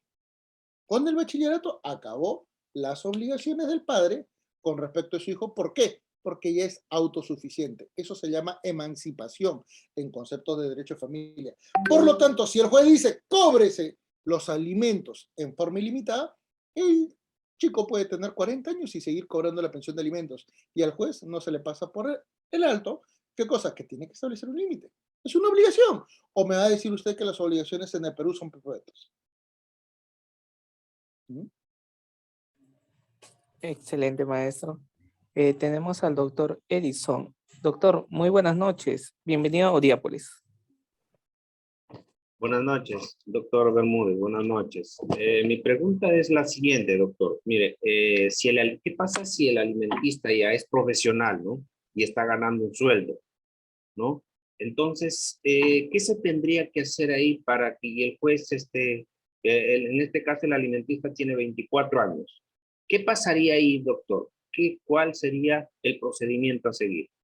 Bueno, pedir la extinción de la pensión de alimentos por autosuficiencia económica. Si el señor ya es profesional, el señor ya tiene ingresos económicos. Recuerden que hay muchas personas que siendo universitarios ya tienen trabajo y en algunos casos ese trabajo es muy bueno. En algunos casos dejan la misma universidad para dedicarse ¿a qué cosa? Al negocio, a actividades económicas que eventualmente pueden ser muy productivos. ¿Correcto? Por ejemplo, los artistas. En ese tipo de circunstancias ocurre una condición natural que se llama emancipación. El gran problema es que nuestra legislación ha creado hijos parásitos y por eso es que normalmente se cree que la pensión de alimentos es hasta los 28 años y no se dan cuenta que en realidad entre los 18 y 28 años es una condición excepcional. Peor aún, el legislador cuando creó esta ampliación no tomó en cuenta que los estudios universitarios no son lo mismo que en términos temporales a lo de los años 80 y a los años 90. Cuando yo estudié la carrera de Derecho, mi carrera duraba 8 años. Cuando yo ingresé de Católica, Letras a Derecho, bajó 1 año, 7 años, y que para mí era un mundo. Hoy por hoy las carreras en el ámbito de Derecho son de 5 años. Viene la gran pregunta. Hoy por hoy, una persona que ingresa a la universidad, si es que no repite, podría sacar su título universitario a 21 o 22 años. Viene la gran pregunta. A los 21 ya tiene el título profesional. ¿Por qué no trabaja? Ahí termina la obligación alimentaria. El gran problema es que se sigue pensando que si no se le hace la exoneración o eventualmente, ¿qué cosa? La extinción, se le perjudica. Pero viene la gran pregunta.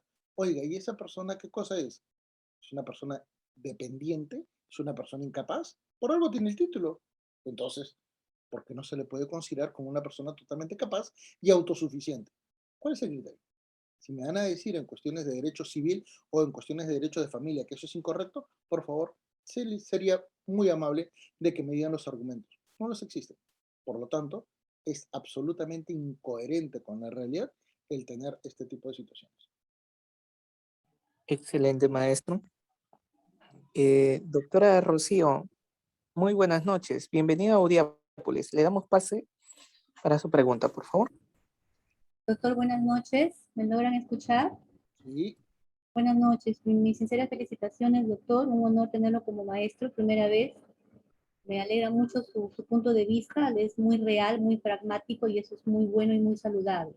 Doctor, la consulta es la siguiente. Dos personas, dos esposos firman un acta de conciliación en la que, bueno, más parece una sentencia de muerte del cónyuge, en la que el cónyuge se compromete a pagar la gasolina de la señora, su seguro de vida, la planilla de sus trabajadores, de su empresa, y bueno, y otras cosas personalísimas. Como ya la persona no puede cumplir con sus obligaciones, la señora le hace un proceso de ejecución de acta de conciliación sobre obligaciones que realmente no son alimentarias, son pues obligaciones civiles firmadas dentro de esta misma conciliación. Pero ya bueno, se produce el auto de ejecución, que le dan la razón a la señora, luego se presenta una apelación, felizmente hay jueces pues bastante probos y razonables, aplican el derecho correctamente, declaran nulo todo, pero en ese proceso surge ya el contexto de la pandemia, la persona se queda sin trabajo, sin uno de sus trabajos, ambos son de la misma profesión, tienen el mismo nivel económico, y el señor le plantea la reducción de alimentos. Entonces la jueza, para poder sentenciar, está pidiendo al juzgado de paz que ve el proceso de ejecución de acta de conciliación para saber si está al día. Me pregunta la siguiente, ¿no? ¿Qué pasa? En realidad, mi amigo ha comprobado que él ha dejado de trabajar porque lo han votado en uno de sus trabajos, ¿no? No puede cumplir con todas las obligaciones que firmó en un primer momento. Entonces, ¿qué pasa? La jueza está pidiendo informe al juzgado de paz para ver en qué estado se encuentra. Lo más probable es que el juez del juzgado de paz siga con el proceso de ejecución sobre las obligaciones civiles que están pendientes, que no son alimentarias. Pero eso va a ser un obstáculo para que la jueza de Estabilidad de Alimentos pueda sentenciar. No, a ver, pero el gran problema va a ser qué cosa, que haga lo que haga, igual esa señora va a plantear qué cosa, algunas acciones de impugnación o de apelación. El gran detalle es, si hacemos un paralelo en situaciones de alimentos en los cuales no se han cumplido estos y se ha planteado un régimen de visitas y se ha evaluado y se ha acreditado la imposibilidad de pago de parte del progenitor que incumple alimentos, ¿cómo es posible que en este tipo de situaciones entre personas adultas no se pueda evaluar bajo el mismo criterio? ¿Qué es lo que sucede en este nivel de situaciones? Hasta donde usted ha comentado, estamos hablando de varios procesos, estamos hablando de varios órganos judiciales y estamos hablando de qué cosa, de la misma condición, un acto de conciliación. Y mucha gente que dice, la conciliación funciona y no funciona, correcto, no existe argumento válido para poder legitimar la conciliación, disculpen señores lo crítico, pero no funciona, no sirve, correcto, viene la gran pregunta. ¿Por qué es que entonces las partes, cuando supuestamente concilian, nunca terminan, ¿qué cosa? El conflicto. Sigue continuando. Y es porque ni siquiera los conciliadores conocen la realidad de cada parte procesal o de cada parte que va a conciliar. Y esa es la realidad. Se llega a cumplir una formalidad y al final esa formalidad termina por provocar una crisis mucho más grande. Ahora, peor aún, ¿por qué los jueces cuando están en este tipo de situaciones y en este tipo de realidades no son más asertivos y eventualmente en función de sus funciones tienen coerción? Tienen eventualmente la capacidad de actuar en inmediación, tienen eventualmente la capacidad de dirigir el proceso y tomando en cuenta la ley orgánica del Poder Judicial en la cual pueden, miren, pueden salirse de la ley sobre la base del otorgamiento de justicia, ¿por qué no interpretan y hacen algo mucho más orgánico? Peor aún, porque esos jueces que evalúan tantos contextos, que ven en diferentes expedientes, siendo las mismas partes, no pueden detenerse a evaluar que nuestra legislación sanciona el ejercicio abusivo del derecho. Porque a nadie le pone un freno al ejercicio abusivo del derecho. ¿Qué? ¿Lo van a llamar misógino? No, señores, acá no interesa quién es. Acá interesa defender el derecho y interesa defender la justicia. Y si usted era la demandante y usted como demandante es una mujer y se siente afectada, puede apelar. Y se dará cuenta que en su apelación tiene que justificar dónde está el daño. Y si usted no logra acreditar el daño, es porque evidentemente ese fallo que le limitó un derecho es correcto.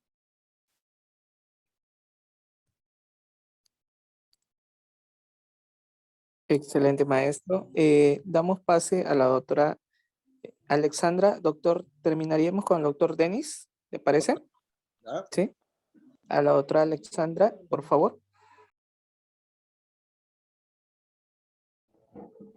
Hola, ¿me escucha? Sí. Hola, ¿qué tal? Muy buenas noches, doctor Manuel. Un gusto. Bueno, yo en este caso quería consultar, quería escuchar porque no entendí una parte que dio un ejemplo y justamente ese ejemplo me hizo acordar a un caso que ahorita justo estoy en mis clases de derecho.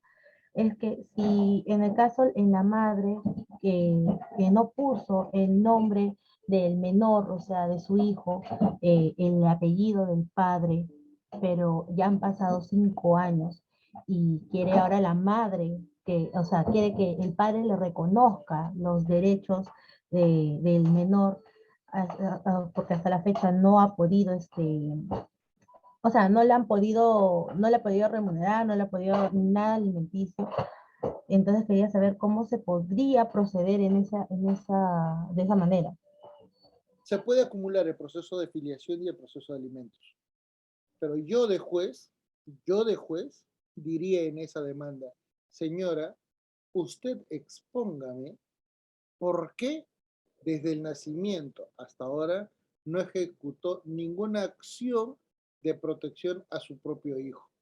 Usted detálleme por qué no actuó diligentemente en su patria potestad.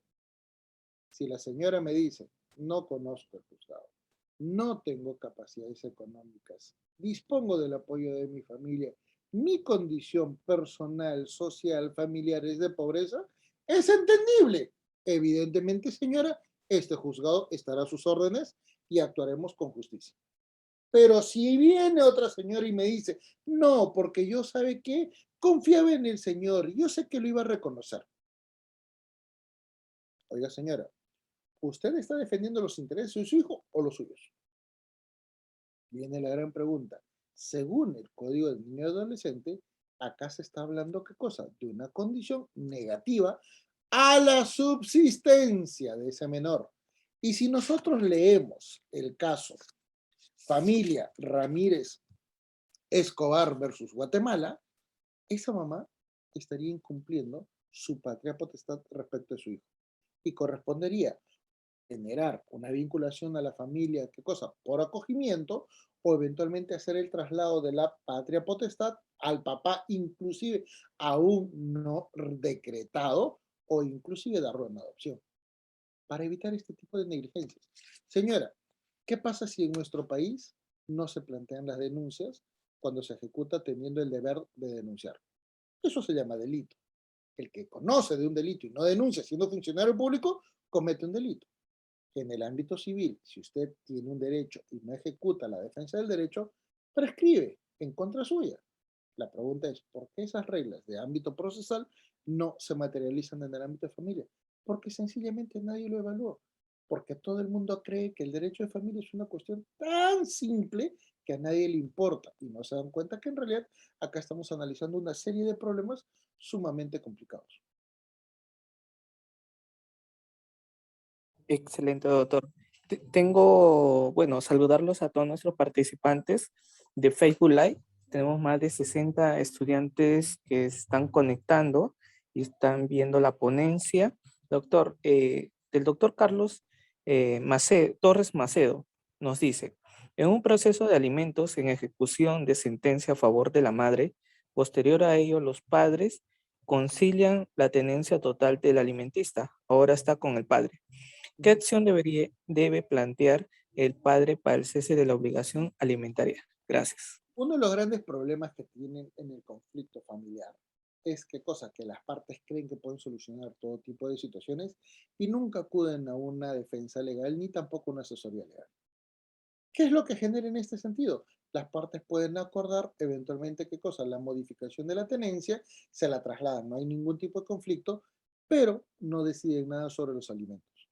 Como si esto fuera una cuestión absolutamente trivial. Pasan los años y el señor sigue pasando alimentos, la señora no tiene el hijo, sigue gozando los alimentos y el hijo no tiene la capacidad para vivir correctamente porque el papá no tiene las condiciones económicas para poder mantenerlo. ¿Qué es lo que pasa? Conflicto familiar, comienzan nuevamente los procesos judiciales. ¿Qué es lo que hace la mamá? Recupera el hijo. Ante ese tipo de situaciones viene el gran detalle. ¿Por qué no cuentan con asesoría legal desde ese momento? No necesariamente para un proceso judicial, sino para quedar correctamente. Ahí, por ejemplo, yo sería de la idea de que las notarías puedan tener esta capacidad. No los centros de conciliación, porque los centros de conciliación no ayudan a resolver estos conflictos, los amplifican en realidad. ¿Correcto? Y en esto podría, determinarse, señores, si ustedes van a hacer la variación de la tenencia, perfecto, no hay ningún inconveniente, pero también regúlese el tema de los alimentos. Cambia.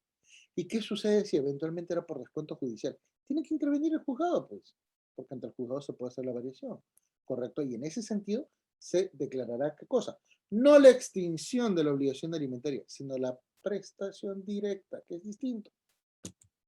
Señores, si ustedes revisan, dejen de ver casos de alimentos, dejen de ver casos de tenencia, dejen de ver procesos de familia, elimínenlos, analicen temas civiles y se van a dar cuenta que esa lógica se aplica al contexto familiar.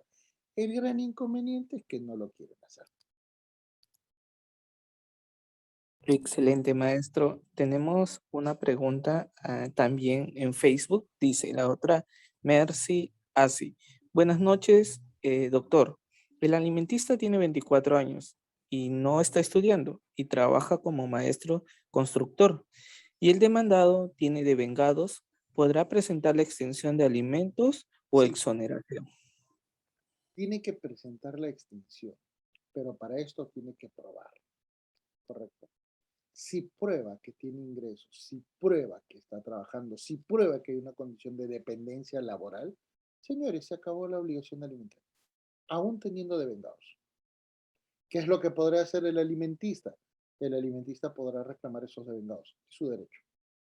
La negligencia del papá de no plantearlo debidamente no puede ser exigible para el hijo. Excelente, maestro. Tenemos una pregunta más.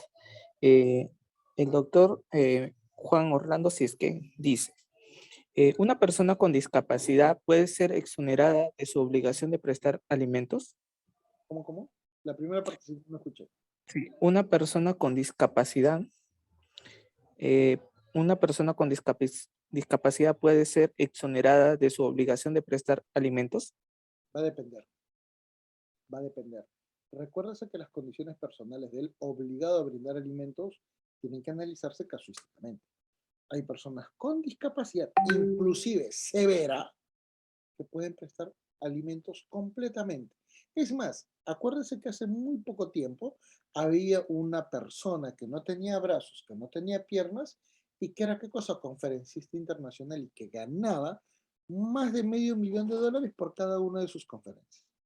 ¿Esa persona no podría otorgar alimentos? Claro que sí.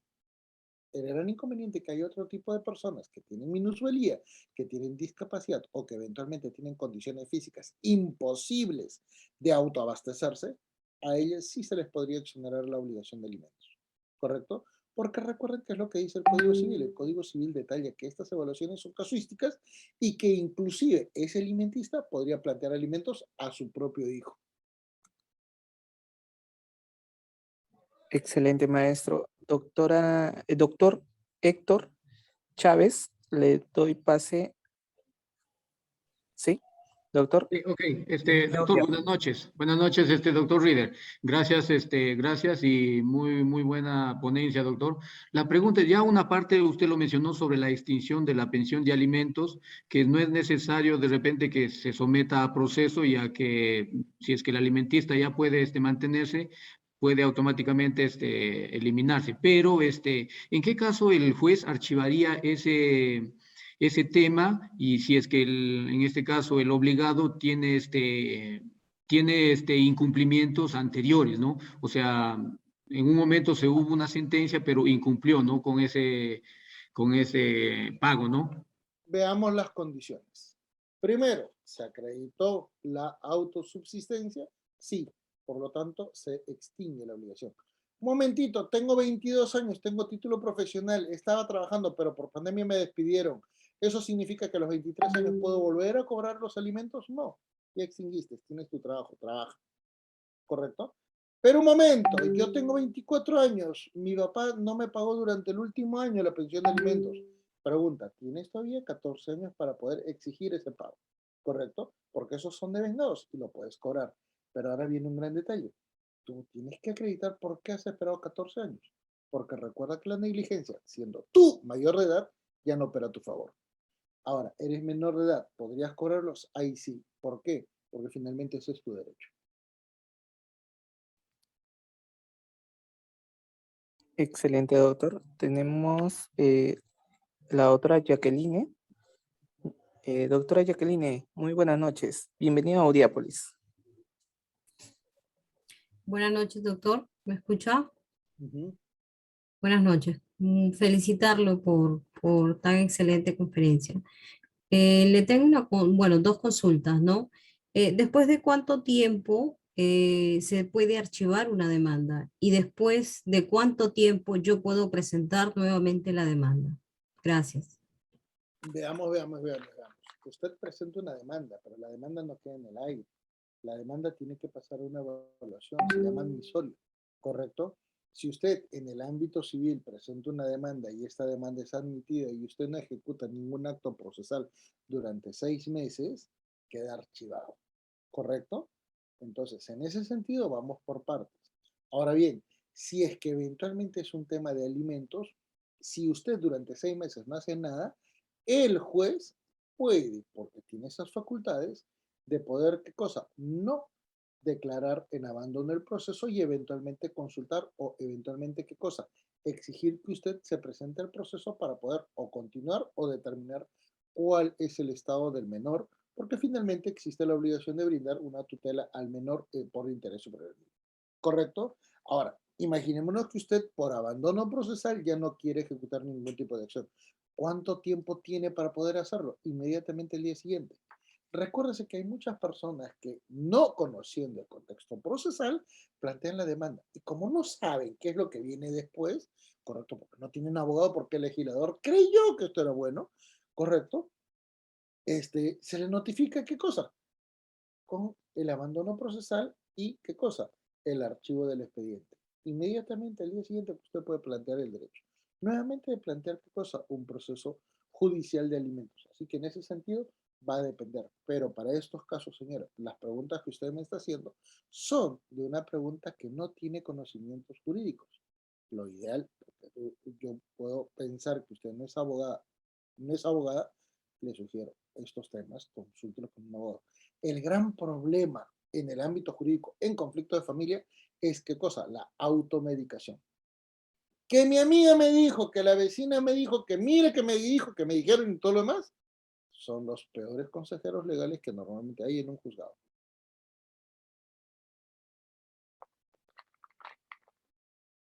Excelente, maestro. Tenemos la penúltima pregunta del doctor José Fernando y terminamos con el doctor Denis. Doctor José Fernando, bienvenido a Audiápolis. Doctor Manuel, buenas noches. Agradecerle por la cátedra brindada.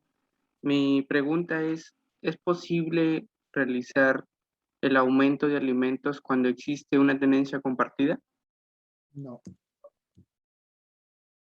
No. Por una razón muy especial. Los dos comparten gastos. Por lo tanto, los dos quebrarían ese criterio de coparentalidad. Ahora, podrían incrementar los gastos de forma autónoma, pero eso va a depender de las nuevas necesidades que eventualmente plantean cada parte en cada caso. ¿Correcto? Por ejemplo, hay veces en las cuales se regula una tenencia compartida de un menor de edad. Cuando ya llega a la universidad es totalmente distinto. En ese caso, normalmente cada padre asume determinadas obligaciones y se divide. Así que en ese sentido, inclusive la propia negociación esta es más saludable. Excelente, maestro. Justo ya vamos a llegar a las 11 de la noche y la última pregunta. Bueno, tenemos muchas preguntas en sí, doctor. Nos quedaríamos, creo que hasta la madrugada con tantas preguntas, pero mañana ya es martes, trabajo, como siempre, y así que en eso tampoco nosotros no queremos quitarle sus sueños, y pues queremos finalizar con la última pregunta. Sé que va a dar mucho que hablar, así que doctor, Denis es el afortunado y le damos pase a su intervención. Bienvenido a Audiápolis. Muy buenas noches. Buenas noches, doctor. Un gusto escuchar su clase. Doctor, una pregunta. ¿En qué caso procede la demanda de alimentos contra los abuelos? Por ejemplo, si un padre tiene un ingreso de sueldo mínimo, pero los abuelos tienen empresa o negocios y tienen un mayor ingreso que sería el demandado. Muchas gracias. Eso suele pasar cuando normalmente los papás son muy jóvenes, ¿correcto? Y hay dos tipos de jurisprudencia. Lamentablemente ninguna a nivel de casación. Normalmente son juzgados de paz o juzgados especializados. Por ejemplo, uno de los más conocidos es ¿qué cosa? Que en caso de que el papá es adolescente, el juez no le extinguió ni tampoco le suspendió, ¿qué cosa? La obligación de pasar alimentos. Tenía que trabajar, así sea aportando muy poco. En este caso, ¿se demandó a los abuelos? No. ¿Por qué? Porque los abuelos no tenían ninguna responsabilidad en las acciones sexuales del hijo. Ahora, ¿qué sucede en algunos casos en los cuales el progenitor actúa de mala fe? En esos casos sí es procedente demandar a los abuelos, ¿correcto? Para efectos de evitar cualquier tipo de situación. Pero eso no significa que la pensión de alimentos sea, ¿qué cosa? Supere la calidad de alimentos congruos. En otras palabras, tampoco es una cuestión como para que sobreviva toda una familia en mérito de una obligación que no les corresponde a los abuelos, ¿correcto? En ese caso solo se determinará alimentos de subsistencia.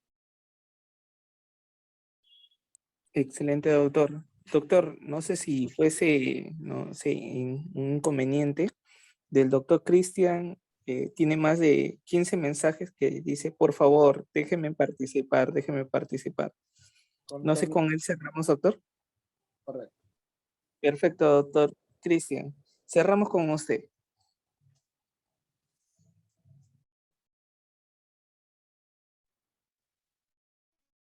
Muy buenas noches, doctor. Muy agradecido por la ponencia que nos ha brindado esta noche. Yo quisiera formular una pregunta, doctor.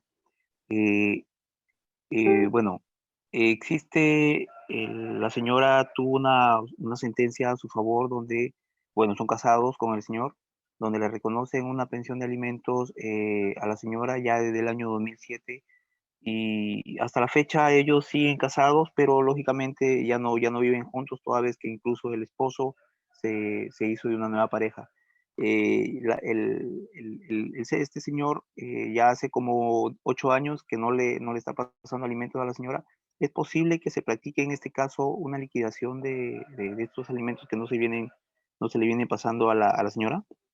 Le voy a dar dos respuestas. Una que le daría cualquier juez de familia y una que le daría yo. ¿Correcto?